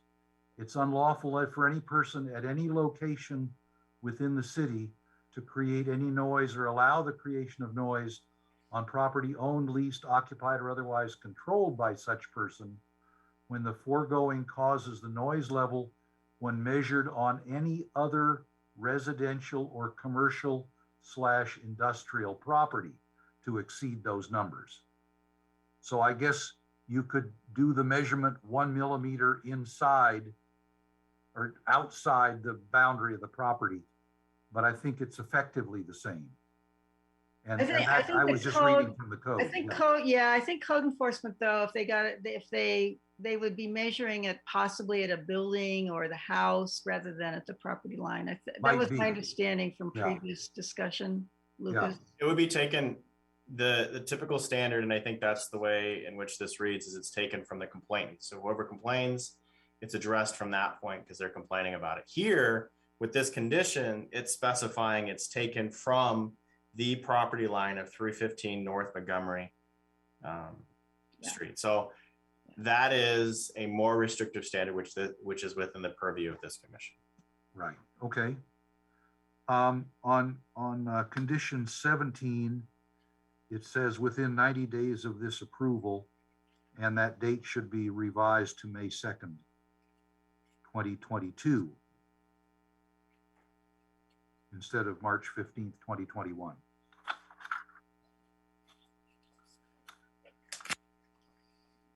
I hate to get picky, but this is a legal document. Yep. Let's see what else we had here. Oh, site map. So I'm looking now at attachment C, page 7. This is the hand-drawn site map. It doesn't show that little private patio there, though some other site map did. Maybe it's that drawing, page A 1.0. Yeah, that's Yes. Page 3 of 3, attachment Right. D. Okay. Does show the private terrace it's labeled as. Okay. I think I understand the rules at this point, but if I state my understanding in terms of noise and smoking and drinking, if you could confirm that my understanding is correct or correct it for me, I would appreciate it, Lucas. As I understand it right now, the noise limits, first of all, are 65 dB during the operating hours. That is 10 to 8, 4 days a week, and 10 to 6 on Sundays, and it's 55 all other hours of the week. Is that correct? The way this condition is written is it specifies consistency with section 5-11.04. So that talks about noise standards in between 7 a.m. and 10 p.m. of 55 decibels, so that's overnight, and then ramping up to 65 decibels between. Oh no, actually, yeah, the table here talks about 65 daytime and 55 night. That's what the table in 51104 says. So what hours constitute day and what hours constitute night? Or is the condition written now more tightly than that? It's written to be consistent with the municipal code currently written. The limits are the same. And as I read condition 12, it allows 65 dB between 7 a.m. and 10 p.m. and 55 the other 9 hours of the day. Those hours are outside the normal operating hours that are allowed, I presume, elsewhere in another condition. Condition 4, the hours of operation. I wonder if we ought not to just say in condition 12 that the applicant shall comply with 511.04 with a maximum noise level of 65 dB during operating hours and 55 dB during non-operating hours. That would be consistent with the way the business is run. I'm wondering what the rest of the commission thinks about making that change to condition 12. Would that make sense to you? I mean, I guess if there's a chance at some point that the hours would change, I mean, they'd have to come back in, I guess, and reapply. They'd have to come back and change condition 4. They'd have to change condition 4, but I think 12 just kind of stands alone and would be consistent. Yeah. 12 is independent of 4 right now. Right, and you're talking about including the hours for number 4 inserted into 12. I would be tempted to keep it separate, but yeah, I don't want to kind of overly burden the property. If they adhere to their hours of operation and they close at either the 6 or the 8, yeah, that will be fine. To me, that's probably that probably will do the trick. But I know I listened to the commission discussion last month, from last month, and actually I would like to keep number 13. There was a lot of discussion about it, but put it as outdoor. I think you wanted to add live amplified music, because there's something about amplification of live music and I don't think she's proposing to have any kind of live music. So hopefully. Live music doesn't have to be amplified. Somebody could be reading a poem. Somebody could play an acoustic guitar and not. Yes, and that would be fine. And and it would allow the sort of the pre-recorded or radio music or whatever that's turned on inside, and then have a small speaker outside. But I thought that was, I thought that was a good idea to add the outdoor live amplified music is prohibited. And well, even if it's not live and it's on a radio, you can crank it up. So to me, there's not. Yeah, but they do have the noise standards, and there's something about amplified music, live music, that there's a lot of bass that kind of can be more intrusive than what the DBA actually kind of addresses. I don't know. If we're concerned about noise, I'd leave that in. I don't think it's going to affect the operation because she's not even really talking about it. But it just kind of precludes future problems. If anything, I would say amplification, because it could be a speaker. If we don't want, just amplification across the board. But whether it's live or it's piped in, you can crank the bass up on piped in music as well, even if it's not a live band. So, I think Commissioner Bennett wants to get in on this. Yeah, I do. I think the idea of confusing amplification and the decibel rating is, I think, you could, my wife has a little speaker in the kitchen. It's amplified music by definition. And so, but it plays at very low decibels. So I think the word amplification is a sort of hot button issue. Oh, I hate that amplified music, but the truth is that if it's low enough, you hate loud amplified music, and you hate loud live music that wasn't amplified. So I think the amplification isn't really the issue. It's really the volume. It's the decibels. If I could just jump in here. Amplification of music is more complex than just decibels.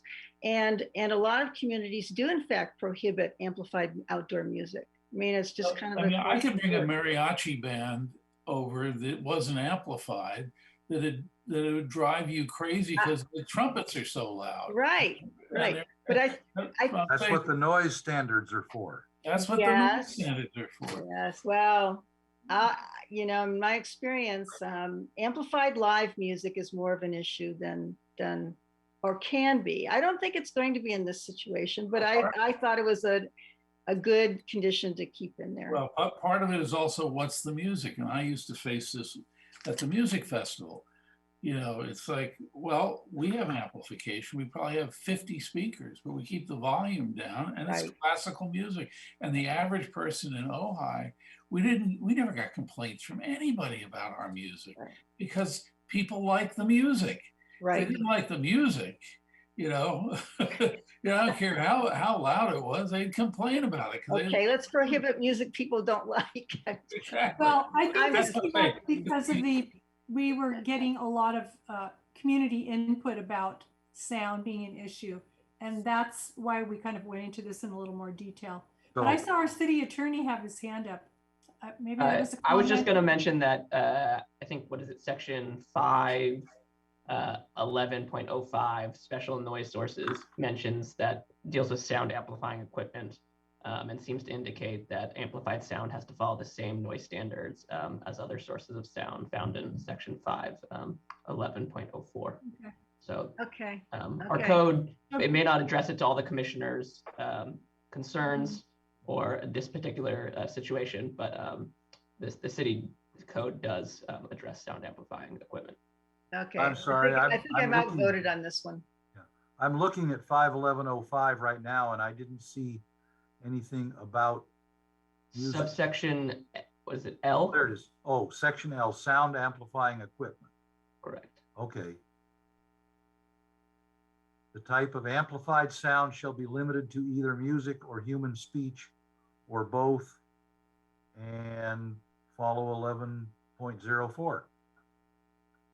So does the commission want to do anything with condition 13? You know, if there's a problem and we're reviewing this in a year or so, or whenever we review it, you know, that I'm satisfied with that. I don't think the music is going to, I don't think the music is really the problem here. Okay. I think it's unlikely. Back to my understanding, Lucas, that little private patio off to the side, that is not to be used by patrons, I take it. Is that correct? On the north side?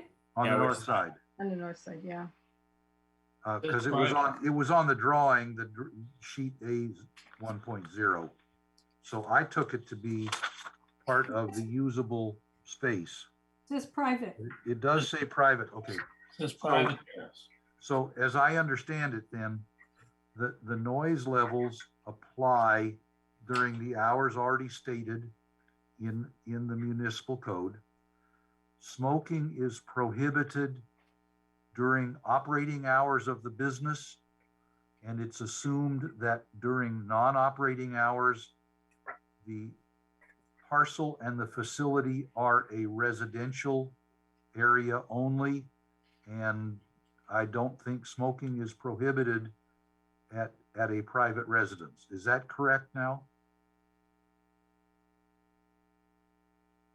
Let me look at, because we're looking at 15. I just want to make sure everybody understands the rules. Yeah.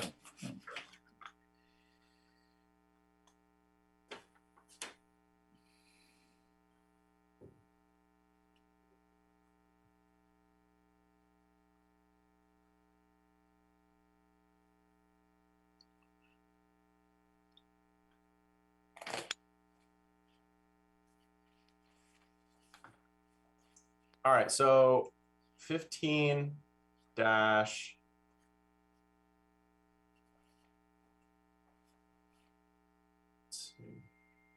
prohibition of smoking in public places, 15-10.03.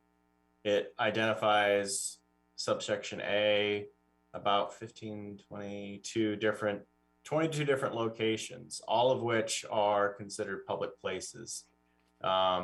Libraries, museums, waiting rooms, children daycare, video arcades, bingo parlors, sports arenas, bowling centers, chambers, halls, restaurants, including outdoor seating areas. That's pretty Is this specific.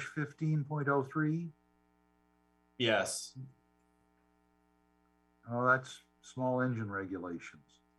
No, it's 5-10.03. Oh, 5 dash. There's also prohibition of smoking in multi right residence. Okay. It might actually be regulation of smoking in place of employment, restriction of smoking in other areas. Smoking shall be restricted in Libby Bowl and other outdoor city recreational and entertainment facilities, including but not limited to ball fields, sporting arenas, child play areas, swimming pools, outdoor theaters. It feels like the way this is written, general public assemblies to either engage in physical exercise.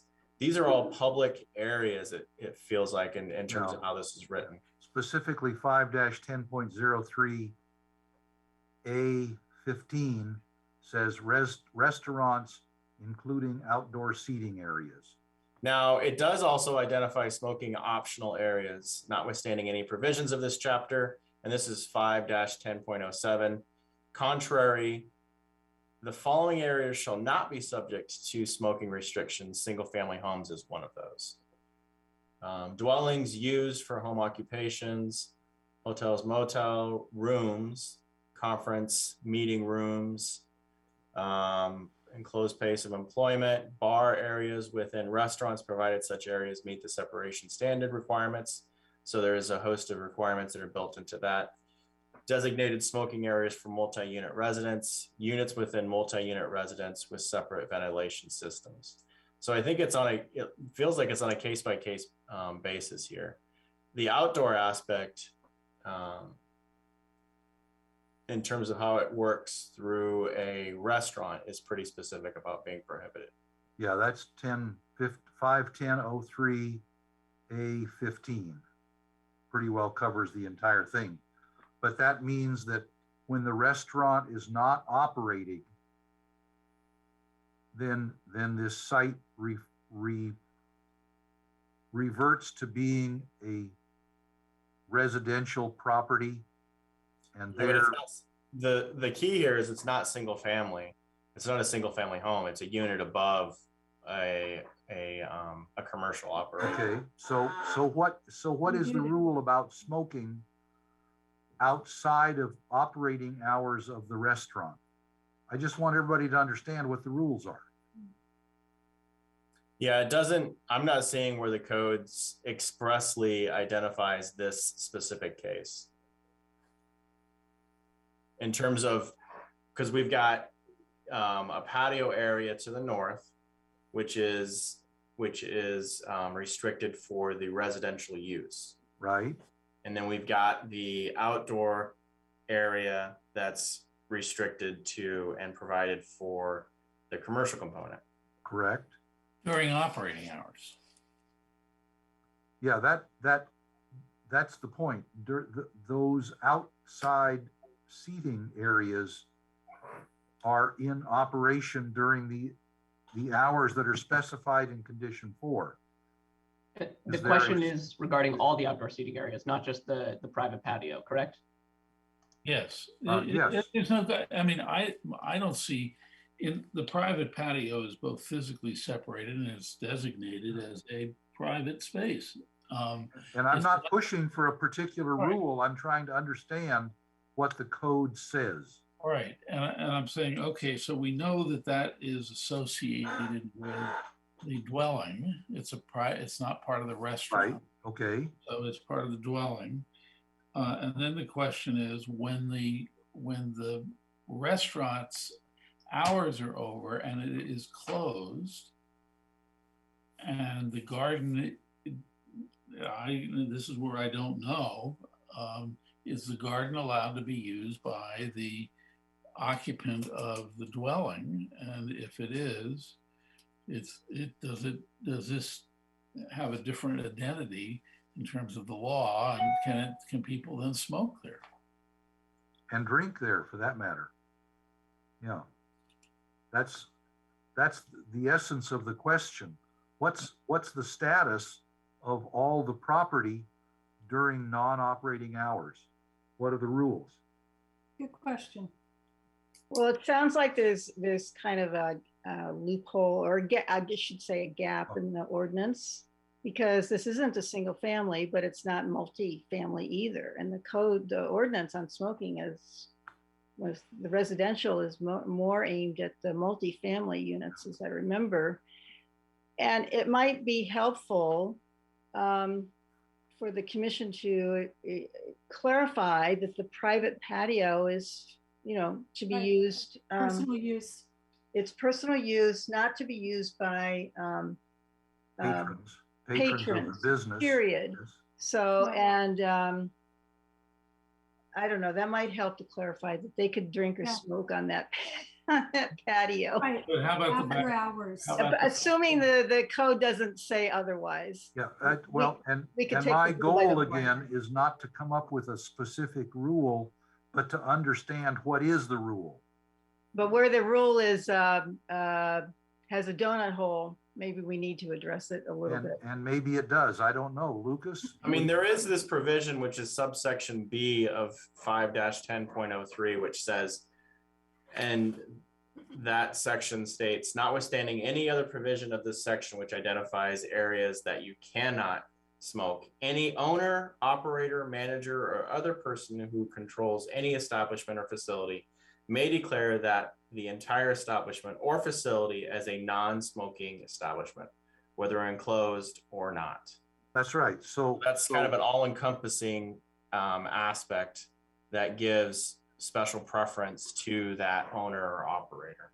They could declare non-smoking in areas that might otherwise be allowed. But where are the areas where it's currently allowed, or the times when it's currently allowed? Well, That's my question. It's allowed inside the dwelling. We know that. Inside the residence upstairs, I would agree. Yep. I'm not sure why that isn't a single family residence. I didn't hear anything about two families residing upstairs. Well, let me look to see if it meets the definition of single family. Maybe it does. Okay. Hold on.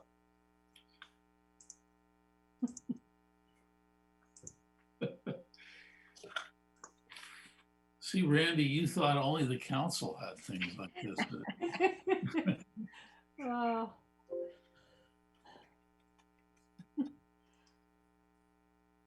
Jamie, what happens is, as you're deliberating, it just one issue comes up, and then another issue comes up, and I would just be adding this to your list for clarification that you agendize down the road. I think you're beating the smoking thing to death, unless you're trying to determine that if after hours people are out in the parking lot disturbing the people living around them. If that's the issue here, I came in late, I was making a bowl of soup, but it seems to me that'd be something to clarify.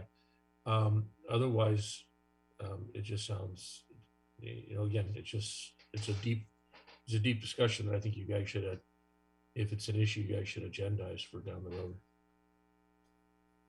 Okay, Lucas? So within our definitions section of our code, which is Title 10, Chapter 2, Article 36, single family dwellings, a building designed for and or occupied exclusively by one family, also includes factory built modular housing units constructed in compliance with the Uniform Building Code, and mobile homes, manufactured homes on permanent foundations, may include the rental of rooms within a dwelling also occupied by the property owner or a private tenant. So one could argue that this is a rental room within the single family confines. Except the owner of the room owns the commercial establishment as well. In this specific case, yes, but could it be rented out?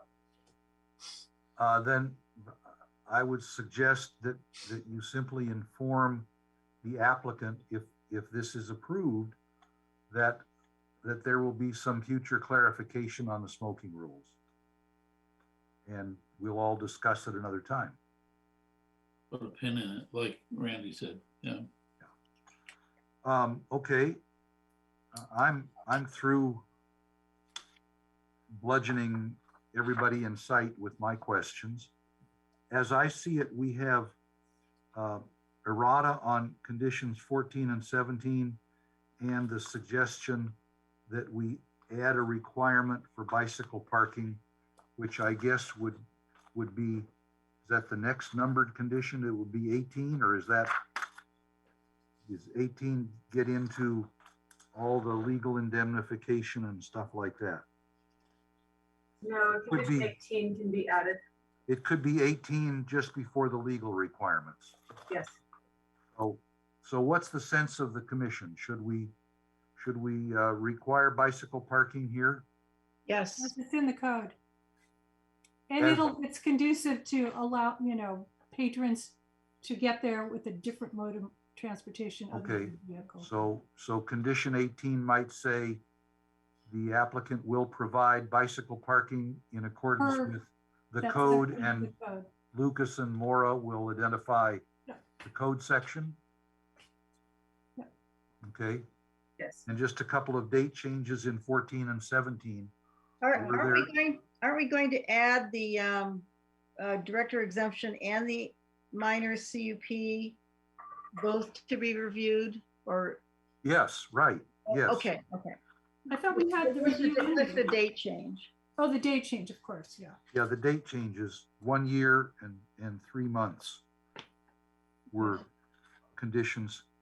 And what about signage for parking that's visible to? Yes, parking signage. I was just going to comment about that again as I looked at it further. The parking lot entrance sign, we didn't see it located on the plan attachment D, page 3 of 3. But it does indicate, unauthorized vehicles parked in designated disabled access parking. So it's really a handicap parking sign, but I don't know that they need more signage above and beyond that, because if you see that sign, there's parking back there. It's almost implied. And that's there. Oh, that sign is a handicap parking sign. I don't want to oversign, but but at the same time, when you see it only says handicap is there back there, I might not know. Jamie said he didn't know that there was parking back there. Well, there ought to be a way to inform the public. Because it's on the plan. Yeah. Looks like maybe it's missing. Oh, more signage, some kind of signage. Yeah. It's basically unauthorized vehicles parked in designated disabled access only parking spaces and not displaying distinguishing placards, blah, blah, blah, blah. But it says it's a parking lot entrance sign. And so my guess is, and then in addition they do, and I'm not sure if it's there right now or they're going to add it, the accessible parking signage at the band space is actually at the parking stall itself. But if that other signage was there, I personally would be okay rather than over sign, because if you see that sign, there's parking back there. Not necessarily. You may it's implied, I guess. I don't know. You may think it's not for me. This is an area where you might think, oh, it's for the people. All right, I can concede. All right. And it's honestly, I've been in that neighborhood, parked, gone in there, come out, didn't realize there was any parking until I went back. Yeah, I agree. Okay. I've been there and I didn't realize. All right. Maybe we could just make a condition 19 saying signage designating available parking shall be substantially as portrayed in the drawing package. I don't know what the exact right language is for that, but if it's not even identified as to location on the drawing package, that's a little bit of a worry too. So it seems like we're adding, in addition to what they're showing, but missed the actual call out on the plan. Yeah. In addition to the handicap parking, we are saying to add directional signage to indicate there's parking and to display it at the entrance. Yeah, available on-site parking. I think that it's customer parking. It's okay for you. Yeah, customer parking with the signage at the front. That's thanks, Jamie. Directional signage for customer parking shall be provided at the entrance to the driveway. Yeah. something like that. And if it's in accordance with something that's already in the code, so much the better. And drawing 1A 1.0 maybe needs to be Correct. called out there too, and leave it Yeah. to staff to figure out what exactly the right words are. So that's 4 things we have: 2 errata, bicycle parking as a condition 18, Yeah. and parking signage as a condition 19. Does that, yes, Lucas, please. Right. If it pleases the commission, we could also add categorical exemptions 15302 and categorical exemption 15303. 15302 is replacement or reconstruction, which is a class 2, and then 15303 is new construction or conversion of small structures. That is a class 3.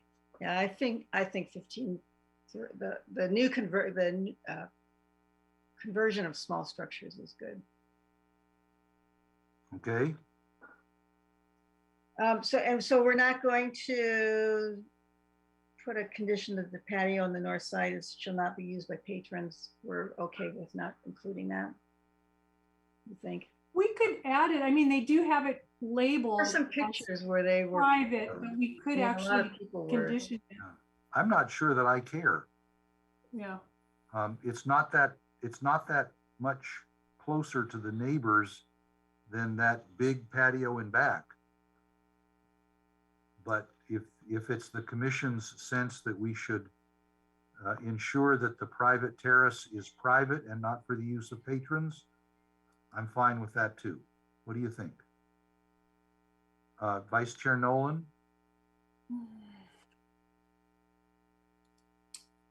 I could almost go either way on it. Yeah, I'm more concerned about 35 seats outside. But, yeah. Well, if you restrict that one, you're not going to. I guess we can give them a trial period of a year and see if there's any complaints about the private terrace. If it's just too much on the scale, on the the size, we can scale it back. I'm good with that. Okay. We got 3 don't cares to you, Commissioner Bennett. I don't care. All right. Well, then we'll just leave that out. Then could we have a motion on the package with the 4 suggested amendments on conditions 14, 17, 18, and 19? Vice Chair Nolan. Sure. I'll make a motion that the Planning Commission accept the Director's Exemption DE 21-015 and the Minor Conditional Use Permit CUP 21-003, including, or I'm just going to read through it. There may not be quite the same order, but that we, give me 1 second here. On item 14 or condition 14, we are on the regarding conditional use permit. We're changing the date to February, whatever that date was, 2020-23. I'll have staff put that date in, but basically it was 1 year from tonight. 1 year from tonight, right? Yes, thank you. And then number 17, which we would revise the date as well to May 2nd, 2022. And Kathy, we're adding the director exemption on 14 as well. Oh, okay. Oh, yes, right. Oh, thank you. All right, and adding the director's exemption.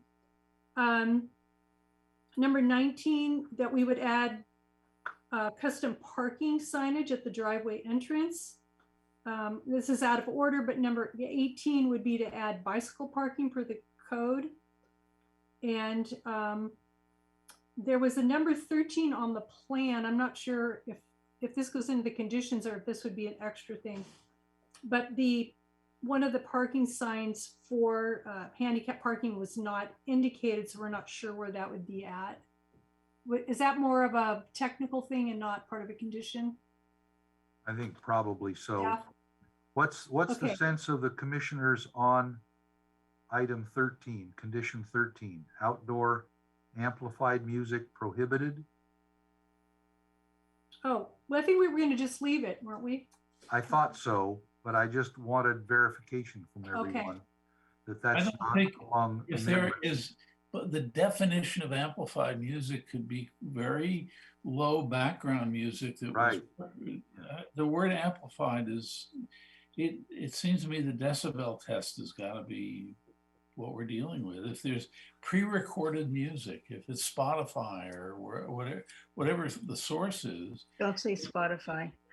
All right, but if it's whatever the source is, if it's it's going to be amplified. I thought the commission, feeling of the commission, the consensus was to eliminate 13. Oh, I thought we were just leaving it. Yeah. Oh. I'm okay as long as we have the noise standards in place. I would, yeah, I could go with that. I could strike it and just, we keep the noise standards. Yeah. Jamie, you right? Okay. Yeah. Kathy, you all right. Okay with that?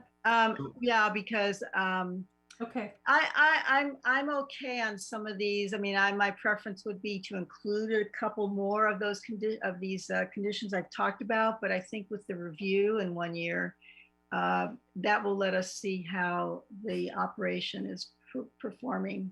And I'm good with that. Right. So we're going to strike condition 13. No. And then no, we're going to leave 13. Oh, I thought they just said strike. I thought we were going to strike it. Yeah, that was strike. Strike 13. Okay. Strike 13. Oh, okay. The amplified music being prohibited. I think you're right. We should strike that. Okay, and stay with the noise standards. Yes. Okay, good. That's what we just said. Okay. And then I believe the last one, this had to do with the categorical exemption, that we were going to go with the small building conversion option. And I apologize, I got 15. I didn't get the rest of that code number. So if staff could fill that in. 15302 and 15303, as I recall. 02 and 3. Okay, add those two. Where does the CEQA stuff come in the conditions of approval?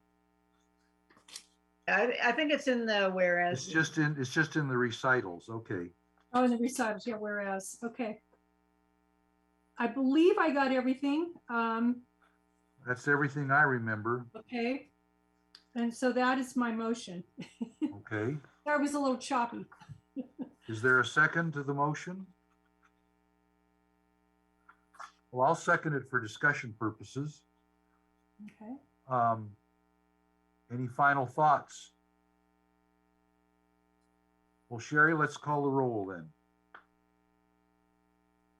Chair Quillisi? This is on approval as amended. Okay. Chair Quillisi? Yes. Vice Chair Nolan? Yes. Commissioner Lottis?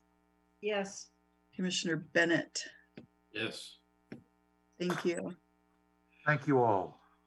I've got a question. I'm sorry, I should have asked it before, probably. So we've been told tonight, I think Lucas told us that the ABC has said that they've withdrawn their request for a full liquor license.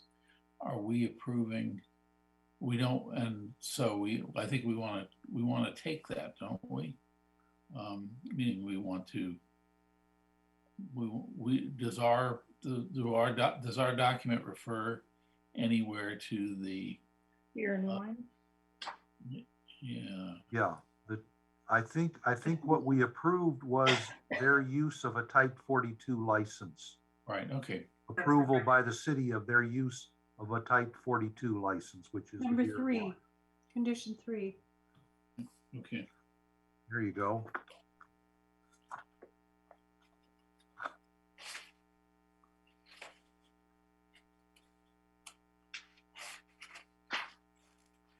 Okay. Yeah. Oh, now this says for approximately 35 patrons. What about that? Is that both the rear patio and the southeast patio up against the sidewalk? That's all the outdoor seating combined. All the outdoor seating combined is 35. Yes.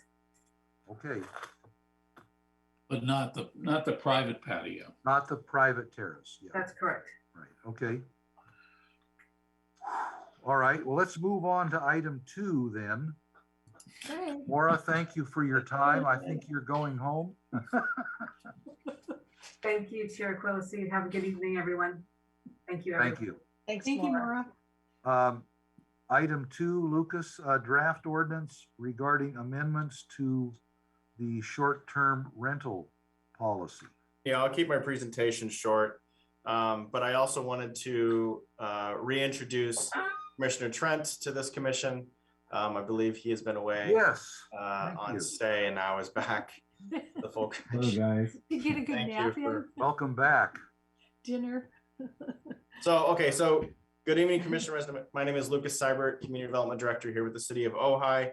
The item you have before you tonight is a draft ordinance regarding amendments to unlawful short-term transient and vacation rentals pursuant to Title 4, Chapter 24, prohibition on advertising for unlawful short-term transient and vacation rentals.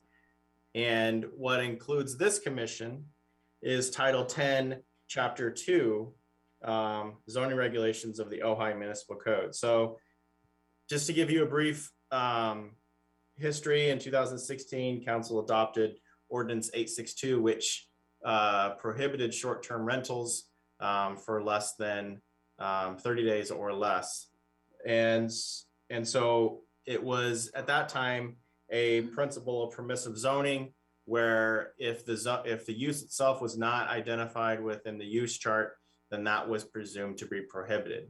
There's been recent case law, and I think Epi can jump in on this as well, through LA that has identified that no longer holds weight.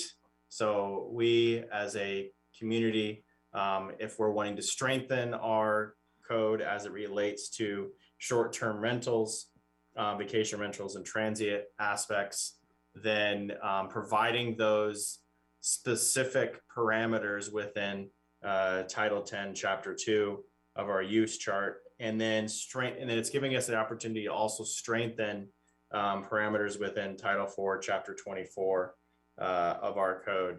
And those have been identified within the draft ordinance that you're seeing as a part of the resolution that's before the commission tonight. The areas that you're seeing that are new language.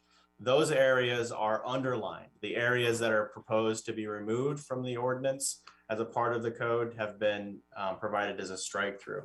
There is no color coordination with this, unfortunately. It is in black and white. This is the way in which council will be seeing this, provided that the commission provides a recommendation as presented tonight. Staff is recommending approval of these modifications in light of recent case law that's come forward tonight. So if the commission has any questions of staff, Epi, if you want to jump in with anything I may have missed, feel free as well.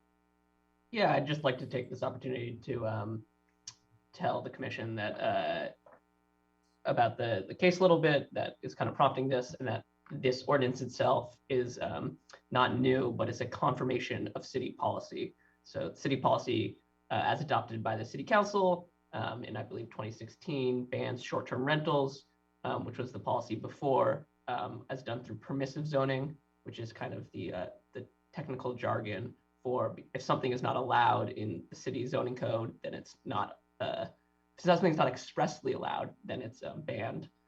So the resolution confirmed that's how the city code, and now we're confirming that with an explicit, changing the municipal code to explicitly ban short-term rentals to make it clear to homeowners, to visitors to the city, and so that everyone is on the same page about what city policy is, because it'll be clearly expressed in city ordinance. Right, and again, I have to say, any of our personal opinions about the short-term rental policy are immaterial here. What this change is doing is updating the code to reflect existing policy. Correct. If we all think that the existing policy requires modification, and I have one point I'd like to make tonight on that, then we should try to do that at another time. The point that I want to make is a clarification to remove something that, to my way of thinking, is nonsensical. But anyway, I thank you, Lucas, and I thank you, Epi, for the explanation. We don't have an applicant in this case because it's internally generated to make a modification to the code. Are there any thoughts from any of the commissioners, questions of staff, or thoughts about making these changes here that are outlined in the few pages that are shown in item 2? I noticed Lucas had his hand up. Maybe Oh, I'm it's a- sorry. Please go ahead, Lucas. I did want to just mention, I know we're going into Q&A with staff and that's a part of this process, but I also want to make sure that we identify that this is a public hearing item. So at some point we will need to open this item for public hearing. Right.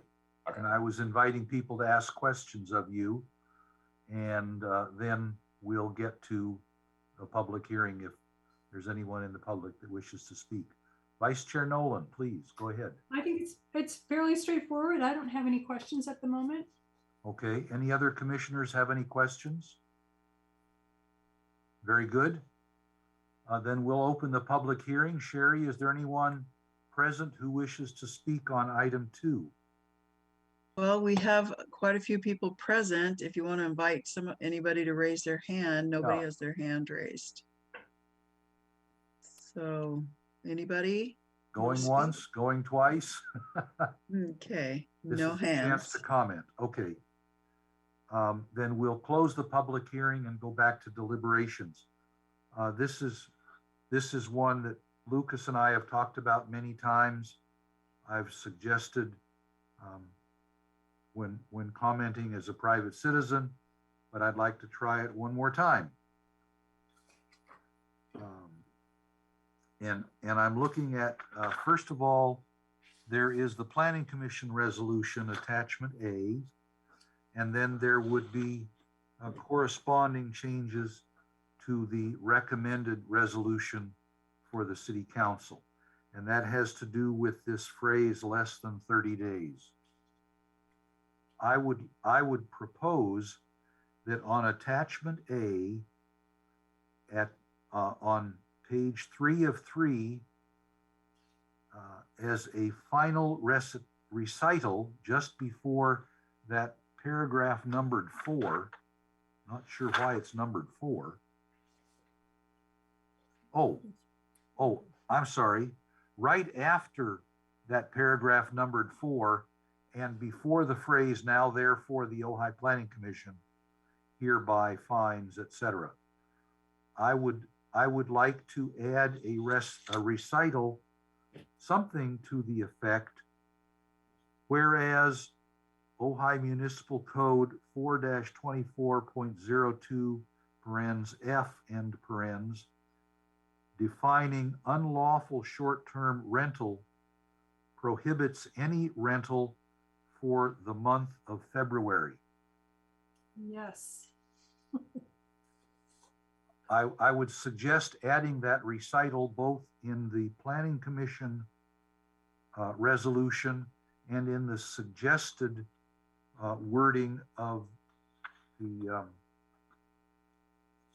ordinance that comes from the City Council, and then that when I had some errata too that I gave Lucas earlier. Let me see. This goes into Exhibit 1, so that is the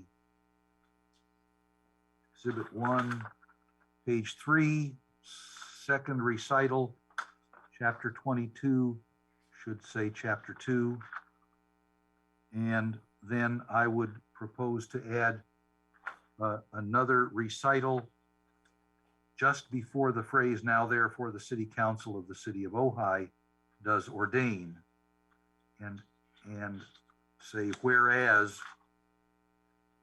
we're preventing any rental whatsoever for the month of February. And then, let me see, on Exhibit 1, this is the City Council resolution again, or the City Council ordinance. Second paragraph on page 4 of Exhibit 1, Section 4-24.04, I think it's 03. And my suggested recital has 4-2402F.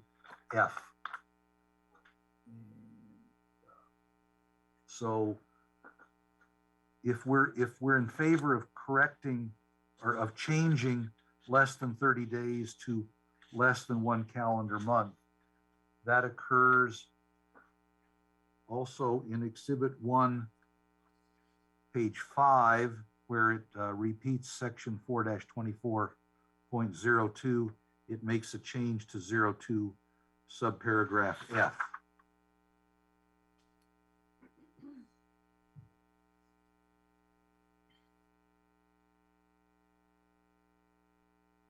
Yep. Can I ask because Chair Quillisi, I know you and I have gone Yes, around and around about this. I'd like to read the specific section that, it references actually it throughout this 30 days. So the vacation rentals of properties or portions thereof for less than 30 days in exchange for any form of compensation. That kind of reads throughout. And that is really specific to the number of days. It doesn't necessarily matter if you're renting it for the month of January or the month of July or the month of February, right? With a reduced number of days. It just specifically identifies the number of days being less than 30. I'm renting a piece of property and my rent is due not on the 1st, it's due on the 10th. And it's not a 30-day limitation. Although I will say that when it goes month to month, it's every 30 days, then thereafter. It's actually every calendar month. If it's the 10th of the month, it's a calendar month, and some months are longer than others. And February to March is shorter. So you're then recommending that it be for a calendar month? Yes. Is that what you're saying? And it doesn't matter what day of the month the calendar month starts. I just like to see less than 30 days change to less than 1 calendar month. Okay. I guess I'm not sure what a calendar month means. So it means also from whatever day you're in month of February, it goes for a calendar month is 30 days later. It goes to the same day of the following month. Following month? Yeah. But right now, you can't rent something. You can't rent something for the month of February. Right. If you rent it on the 1st of February, you have to rent it for at least 30 days, which takes you to the 3rd or 4th of March. Which I don't think was ever the intent of the council, but the language being what it is brings up that anomaly. Agreed. Right. Just like if you do it for the month of January, there's 31 days, so you would have to leave the day before the end of the month. No, you don't have No, to you rent can stay it for longer. 30 days. It's really just February. Yeah, you can rent for longer than 30 days. Right. It's February. Yeah, February is the only problem. Yeah. So if you rent if we say calendar month, so if you rent on the 1st of February, you have to rent till the 1st of March. Then you're only renting for 28 days. Oh, right. Under 30. Like and that's illegal. The March 3rd, then you have to go to March 3rd. Right. It's currently illegal to do that.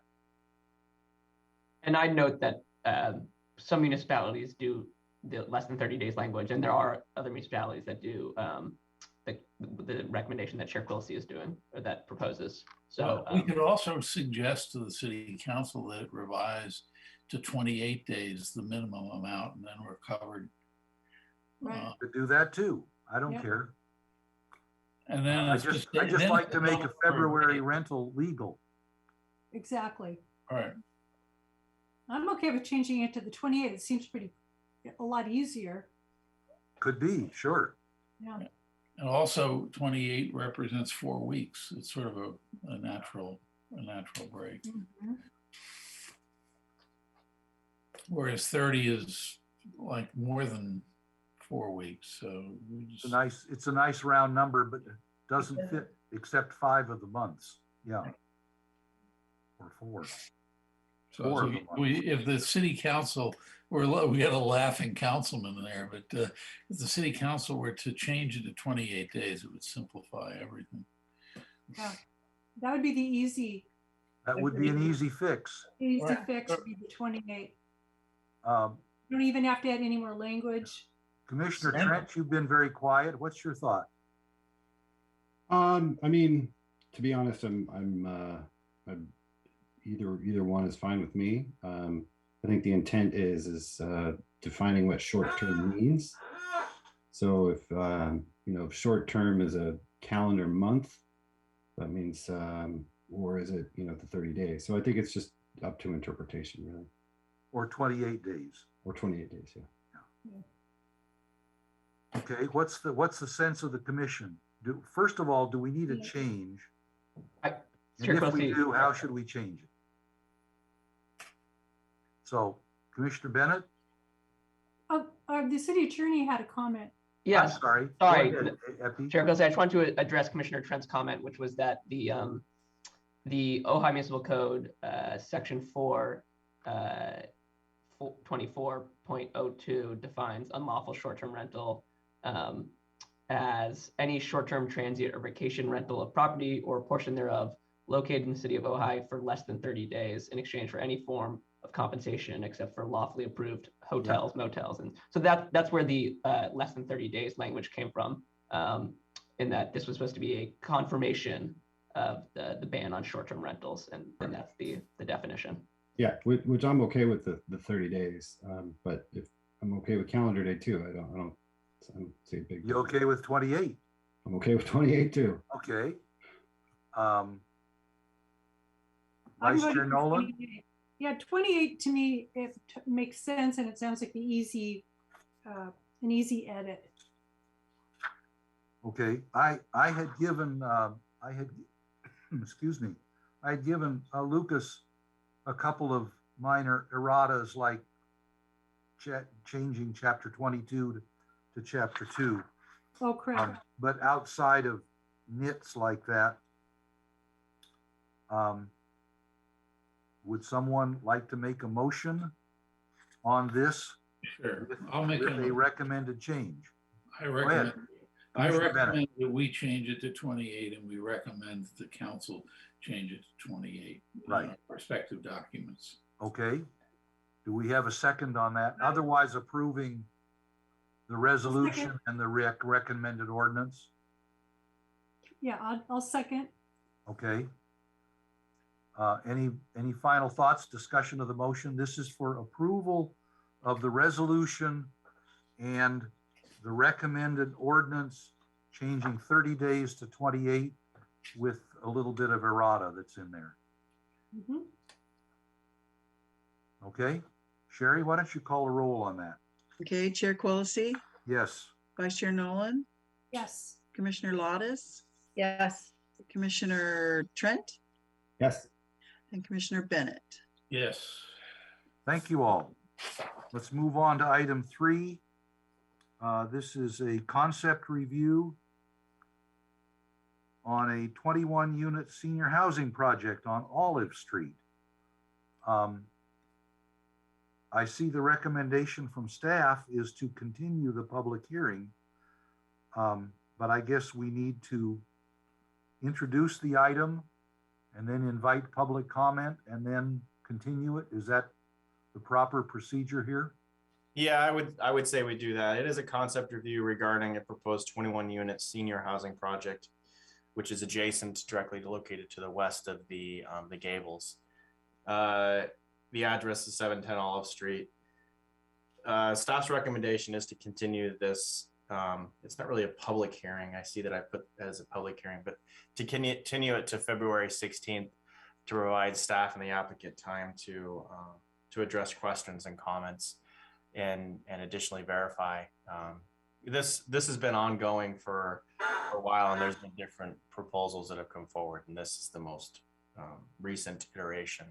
This is to fill in the hole of what was originally allowed by the CUP on the larger parcel to the east and was never completed.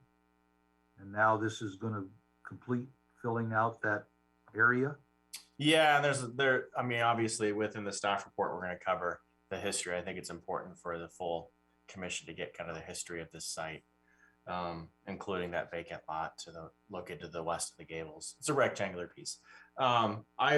Staff's recommendation is to take public input. If the public, because we did send out notifications, so I think it's only fair if the public has shown up tonight that they weigh in and identify any questions or concerns at this point. And then staff's recommendation is to continue this to the 16th for further discussion on a concept review. Remember, this is okay. So it's public input, feedback, comments. Any commissioners have questions for staff on this? Yes, Commissioner Bennett. Lucas, have they? I don't know much about the Gables. Is that board and care? I assume people take meals there. They don't. Yes. Prepare their own. And are they expanding the space in their other buildings to take care of the people in the 21 units who will be? Is this a comprehensive plan, or is this a plan for the 21 rooms? And do they have to come back and look at the adequacy of other facilities that they've got that are designed to accommodate the residents on the site? I think the concept review, it's kind of a hybrid of the two. It's 21 senior housing units, and then you also are looking at parking for the gables in terms of employee parking to address that as well. So it's kind of a hybrid of the two in terms of what you just mentioned. I don't want to. Yeah, the problem is I don't necessarily want to get into the details of what we're talking about here without having proper plans and a full staff report. But I can give you kind of some higher level discussion points. But as a concept review, I'd move or recommend that any of those questions be held once you see the full package, because I'm just going off of memory right now. Okay. And those could change before the 16th. Right. Okay. Thank you, Lucas, and thank you, Commissioner Bennett. But a fair question still to ask. Let's open the period of public comment on this, since it's not a public hearing. Sherry, is there anyone present who wishes to speak on item 3? Again, we have a room full of people, but no one raising their hand. So I think we're good. Okay. Well, then we will close the period for public communication or comment on this. And what's the sense of the commission? Is there a motion for continuance here? Vice Chair Nolan? Sure. I'll make a motion that we continue concept review CR 21-003 to a date certain, February 16th, 2022. Okay. Second. Thank you very much. Any discussion? Sherry, please call the roll on item 3. Chair Quillisi? Yes. Vice Chair Nolan? Yes. Commissioner Lottis? Yes. Commissioner Trent? Yes. Commissioner Bennett? Yes. Thank you. Thank you all. Item 4, director decisions. Any questions for the director on these? I know that when there's a director exemption, that you notify all of us by email to start the period for a potential appeal, Lucas. But that's not the case with tree permits, home occupation permits, or sign permits, or is it the case with any of those? There's no notification regarding those because those are considered to be ministerial actions. Right. Okay. But I will say this, with the tree permits, they're put on here to identify when trees and tree permits are reviewed at staff level. Like for instance, the 114 Kuyama Road, removal of unleaning and hazardous coast live oak. Each one of those requires, I mean, what you're seeing here is each one of these are requiring a arborist report to be prepared and for those recommendations to be brought forward. Anytime that a hazardous tree is identified as being removed, for instance, the T21-065, we always ask, while it's not required within our code currently, we always ask and try to inquire as to whether or not a tree will be replaced either immediately or within the near future. Can't condition it, but I think it's always a good question to ask. I think we've talked about this with the commission in the past. So. Okay. And just perhaps for context here, I experienced in the public right-of-way along the front of my property, one now dead oak tree and one dying, almost dead non-oak, non-sycamore. So I called the Public Works Department. I think Lucas suggested I do that. And I asked what the city's policy was about dealing with dead or dying trees in the public right-of-way. And the city sent out an arborist to look at the two trees and agreed that they both needed to be removed and the city would take care of it because it's in the public right-of-way. So we need to keep that in mind too. I think all these tree permits are for trees on private property, correct? Correct. Yeah. But the rules, at least the implementing agency, is different for trees in the public right-of-way. Any questions for the director on any of these decisions? Great, let's move on to item 5, tentative agenda. I noticed that you are suggesting a special meeting on the 9th to cover general plan update. That's also on the agenda for February 16th and March 2nd. And I'm not opposed to having a meeting a week from now, but why is it requiring a special meeting? I'm just curious. We agreed to it. Well, I was going to say, I recall this commission actually recommending that and agreeing to it. Yeah. Oh, did we? Came up and said, I know "Does that work?" we agreed to a special meeting in December so that we had 3 meetings in December. Uh-huh. Yeah. We did this one too. Oh, we did. Yeah, so okay. Yeah, we're going to have 3 meetings in February. It was very late at night and we were I gave a presentation and I was excited to give that presentation on these concepts and not to say that we're worn down from the discussion earlier, but in all fairness, I want this commission to have a fresh mind when we're looking at this, to be fair. And I think that's a good thing. 6 o'clock on the 9th sounds like a good deal then. Yep. Yeah, I think the idea, and I think it was to Commissioner Bennett's point, it's likely to be 6 to 8. I think we probably should start wrapping up comments around then, or even before then if it doesn't go that long. So, well, I know I certainly wore myself out reading things in today's packet, so I wouldn't want to tackle something like that now.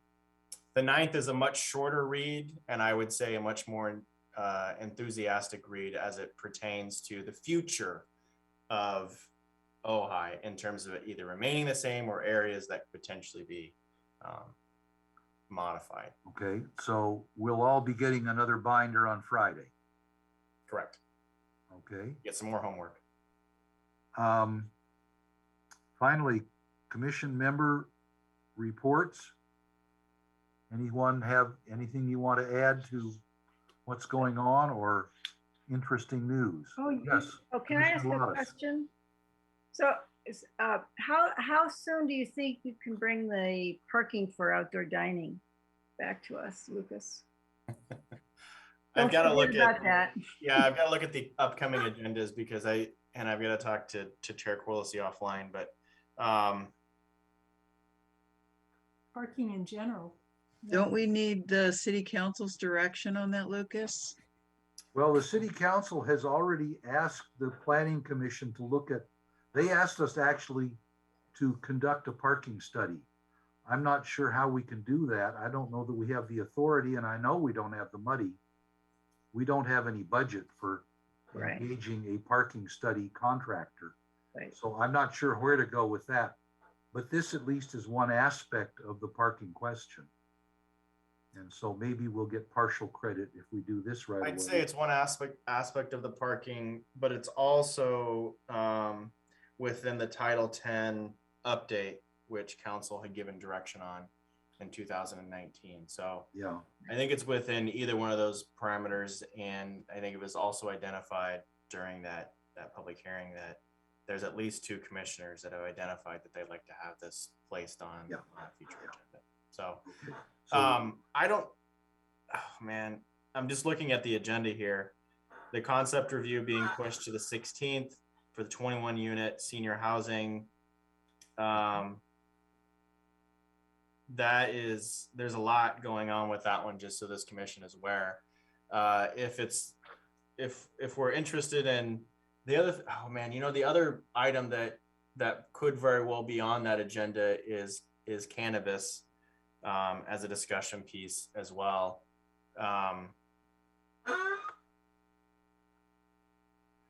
It could be as early as March 2nd, but I'm seeing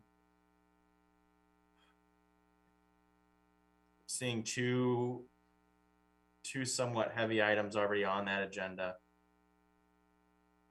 So it could be March, either the first or second meeting in March as a possibility, but it all depends on what happens with some of these projects. If they fall off the rails, then that gets inserted. Sure. Because there's some timing issues that I've got to make sure that we're still in compliance with. So we need to be very mindful of delays impacting applicants when they want to get things done in the city, for sure. Yeah, I mean, I've got a laundry list of other projects that are applicant driven, meaning there's applications that are in that aren't on this list, but I can just tell you that we will fit it in the near future as a discussion item. We're not going to have an El Roblar review before April 19th. I'll put you on the spot. As a reminder, Hotel El Roblar has to go to Historic Preservation Commission first, and then a recommendation to this body. So, I am anticipating that to go to HPC very soon, and then after that we'll agendize, and that's not even identified on here. Do you have now a final historic resource report?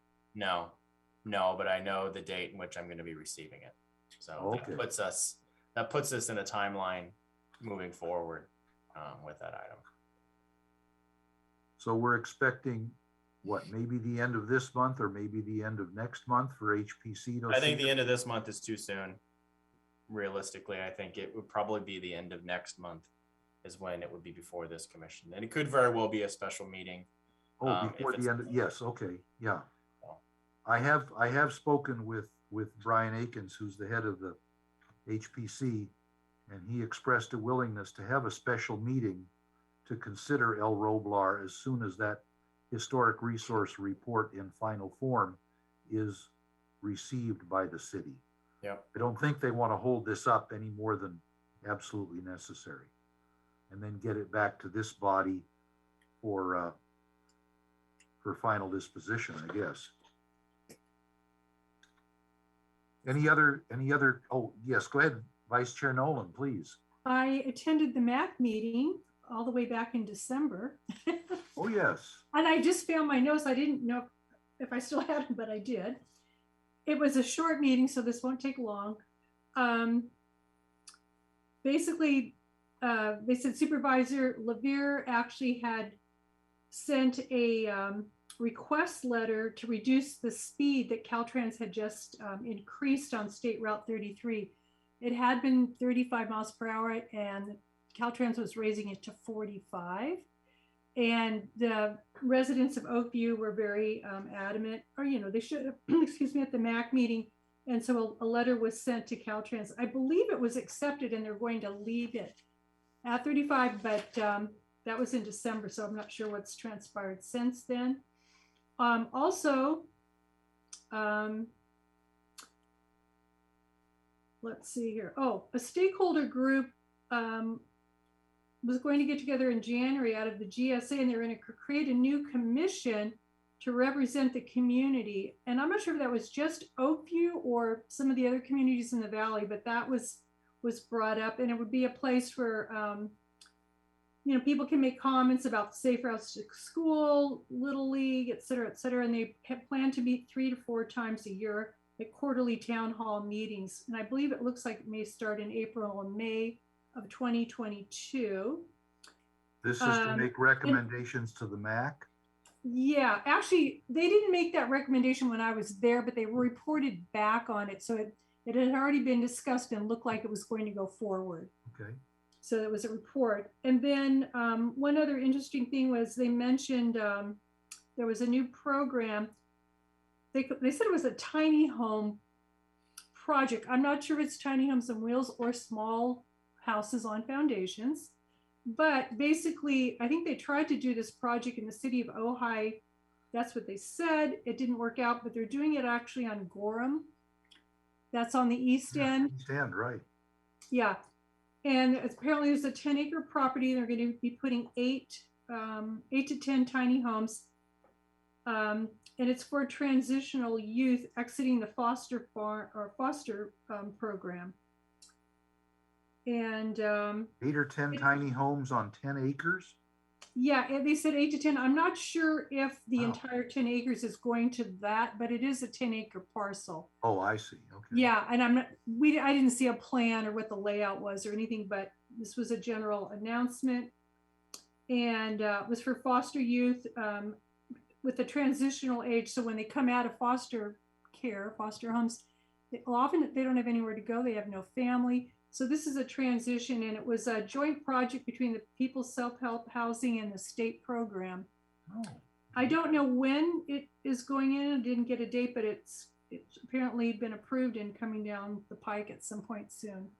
Okay. So that was my quick MAC report. Well, thank you. I remain confused about the speed limit on 33 because I thought they changed it from 35 to 40 through Oakview and Casita Springs, but where the signs along the road say 40 now, the numbers painted on the street still say 35, and now you've said 45. So well, no. So basically, originally it was 35. Caltrans changed it to 45, and you're right. It still says, I believe, 35 on the road, but the signs say 45. The signs say 40. Or say 40. They were saying 45 in this meeting, but they did say that Supervisor Levere sent a request letter to have it changed to 35. Back to 35. Yeah. Right. Okay. They wouldn't have to change the paint on the street. They would just have to change the signs. Change the signs again. Yeah. Which everyone said they probably still have. They could put the old signs back. But, we talk about this whole thing, and then I do know that the county and Caltrans had that joint project, was a planning project, basically like a complete streets or similar, kind of a multimodal project from Casita Springs to Miramani. And it was all about safety and being able for residents to cross the highway. And then Caltrans came in and changed the speed limit. So I'm not sure what the outcome is, but the request letter did go in to lower it back to 35. We'll see. All right. Or maybe we'll hear at a future MAC meeting. Yes. Commissioner Lottis. Yeah, so I have the next MAC meeting. Okay, that's right. I just remembered. January, I think it was January 24th. Yes. Yeah, fortunately it was a Zoom meeting, so I could attend an all Zoom meeting. And so there's a project out on McNell Road, McNell and Thatcher. They're doing a tentative parcel map, a general plan amendment, the zone change, combining 4 parcels into one large parcel. I didn't get the acreage. Oh. but it was purchased by Eric Good. And apparently they are, He's one of the El Roblar people? yes, yeah, the Turtle Sanctuary. Oh, he's the turtle guy, And it's, sure. I think part of the property abuts the Turtle Sanctuary, but they actually are doing an incredible complete restoration of this property, which is large. They've already torn out all the eucalyptus and non-native trees. It's going to be reforested, or replanted with trees, the native brush, and it is, I don't know, it looks pretty fantastic. But one interesting note, they are actually asking for open space zone in order to avoid a sore vote on what they're doing, which is actually just restoration. Oh, but okay. if they went to, if they changed it to any kind of a residential zone, it would take a vote of a sore vote. So they're just trying to make it practical and the easy route. Anyway, they showed a few slides of the work they're doing. It is unbelievable, I have to say. I was quite impressed. Item 9, or let's see, then there was the GSA was reporting on some CAL FIRE grants. I think the Ojai Fire Safe Council got a big grant. Right.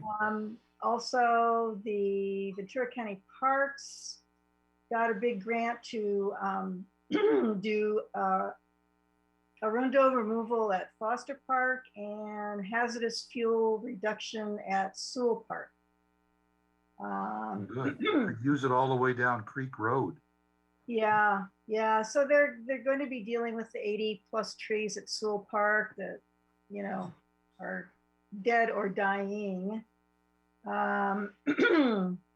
The whole tree removal for those trees costs like $40,000. So anyway, they're going to be working out there. And let's see, then they had some information on the fire hazard reduction program that they've had in effect starting in the 1960s with weed abatement and expanding from there. And they're pretty proud of their program. They feel like it's a model for others right now. And there's some new state laws regarding defensible space that addresses ornamental landscaping. And I guess that's kind of been an omission in the whole defensible space, legal laws on that. And they're adding, the laws are adding an ember resistant zone that's 0 to 5 feet around structures. I think that's what that is. So anyway, it was an interesting meeting. Yeah. I just had one very, very quick thing. I don't know how many of you ever look at next door Ojai or West Ojai Village, but there's been a lot of discussion in that forum lately about a bunch of queen palms being cut down by a landlord. I didn't know if that's something that required a tree permit, Lucas, or what? Are you aware of that? Queen palms within the city of Ojai's jurisdictional boundaries? Well, you can't tell. It says next door West Ojai. It could be, half of the arbolata is in Ojai and half of it's out. Yeah. I'm not sure exactly where that is. If it's in the city, you should have heard about it. Right. Yeah, a tree permit in terms of removal or within the drip line of existing trees is for oak trees and sycamores. And anything else that's open season? Correct. Yeah, the mature trees okay. Phrase was omitted. That got cut several years ago. And I believe palms were not included. That's what we needed. We need to reestablish a tree committee. I heard palms were invasive, but that's a story for another time. The ultimate end of our session tonight is hearing from our city council liaison, Mr. Haney, who is still awake. Thank you, Steve, and a great job as usual. I really admire how you run a meeting. You do a really good job. You the word facilitate is what you do best. You run a meeting where it's inclusive, and you don't demand it. You expect it, that your fellow commissioners all participate. And I'll tell you what, it's just impressive watching you all work. So I had 2 sheets of papers with little notes on it. The first one I'll make about is the 33 down in Oakview, changing the speed limit. The problem I have with that is, when I'm driving through Oakview, I'm trying to get to work or get to the donut shop. So we don't need the speed change. We just need it right where it's at. 35 is perfect. I'm joking about that. But the thing that Kathy was alluding to is they had an ATP project that they were in discussion and design on lane reduction and curb and gutter enhancements. And that was years ago, maybe a year ago, 2 years, Kathy, at the most. Yeah, a couple of years ago. We were at the same meeting, but I hadn't heard anything since. So I don't know where that's going. I think they're looking for additional funding for the next stage because it was just it was a planning grant. We, Kathy or Commissioner Lottis, we do have a tree committee. In fact, it's reviewing the guidelines right now. And everyone seems to be pretty comfortable and pretty happy with what the revision looks like. So just to let you know, there is one and that they are working. You guys hit it on the nail about defining bars and restaurant and parking requirements and, definitions. I think that's a pretty, the gentleman that wrote in, what was his name? He was he sent the most information tonight. The attorney? No, not the attorney, but the gentleman he was representing, Brett. Is that who, Brett Nightman? Brett is one of the people that lives just to the north of Tipple and Ramble. Yeah. Is it him and his wife, Stacy? Well, that was Sean. Yeah. Sean. Yeah. Well, I'll tell you what, he brought up some good points, and I think they're worth investigating and discussing. He added some clarity to the discussion, and I think that's worth bringing back and really looking at it in more detail. Again, Commissioner Lottis brought it up, and I think the same thing. But anytime you double the size of your seating capacities, whether it's a bar, a restaurant, or whatever, common sense would say that you'd have to have some type of parking requirement to go along with it. So, I agree with him, and I agree with Commissioner Lottis about that. I think it's a concern you guys should address. In that same discussion, and I think it was going back to noise and then going back to smoking, but it's the good neighbor condition. I was having dinner with someone a couple weeks ago, and we were talking about another business in town that wasn't a good neighbor. And she thought very highly of the business and thought the world of it. And I saw a lot of comments tonight that are saying the same thing about Sonia and her business. The problem is when you go to it and you're there and you're enjoying it. You're not necessarily aware of all the people around you that aren't enjoying it. And so I use the term good neighbor, and if someone's not a good neighbor, they need, one, to be told that, and two, we need to figure out how to make people better neighbors. So that's why I was very happy to see on the CUP that it's going to come back to planning in a year, because that's when you're going to make the determination as to what kind of neighbor do they want to be, and will they be? And I think it's important to have that. I'm glad you guys put that in there. I think it's very important to have that. And it's just, again, I just called it the good neighbor condition. We're all here, and we're all here together, and I don't think anyone's individual concern is greater than someone else's. But the bottom line is we're a community, and we've got to live together. We've got to be able to figure out how to work out these differences and these challenges. So I was very happy the way you folks deliberated on that. It was actually very, very good. STRs, vacation rentals in 31 days or 30 days. Watch, when we were in that discussion 5 years ago, it was pretty intense, and I don't think anyone was looking at 30 days or 31 days. We were happy to come to a conclusion that we weren't going to have STRs or vacation rentals in the community. That was the decision that was made then, and as a council and as a community, that's what we've done moving forward. So when you guys were talking about 30 days, 28 days, I was laughing to myself because hell, I was just glad we were done with it, because that was a tough one.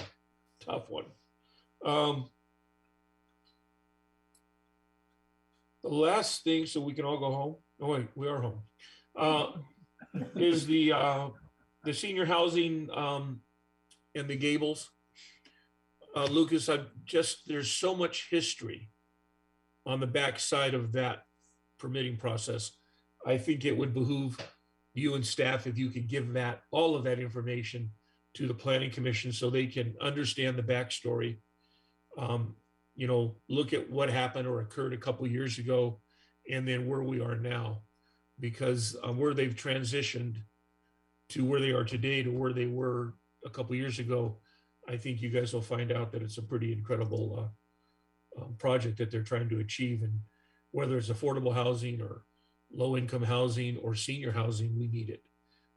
So I'm glad that they're moving in that direction. So good luck with that one.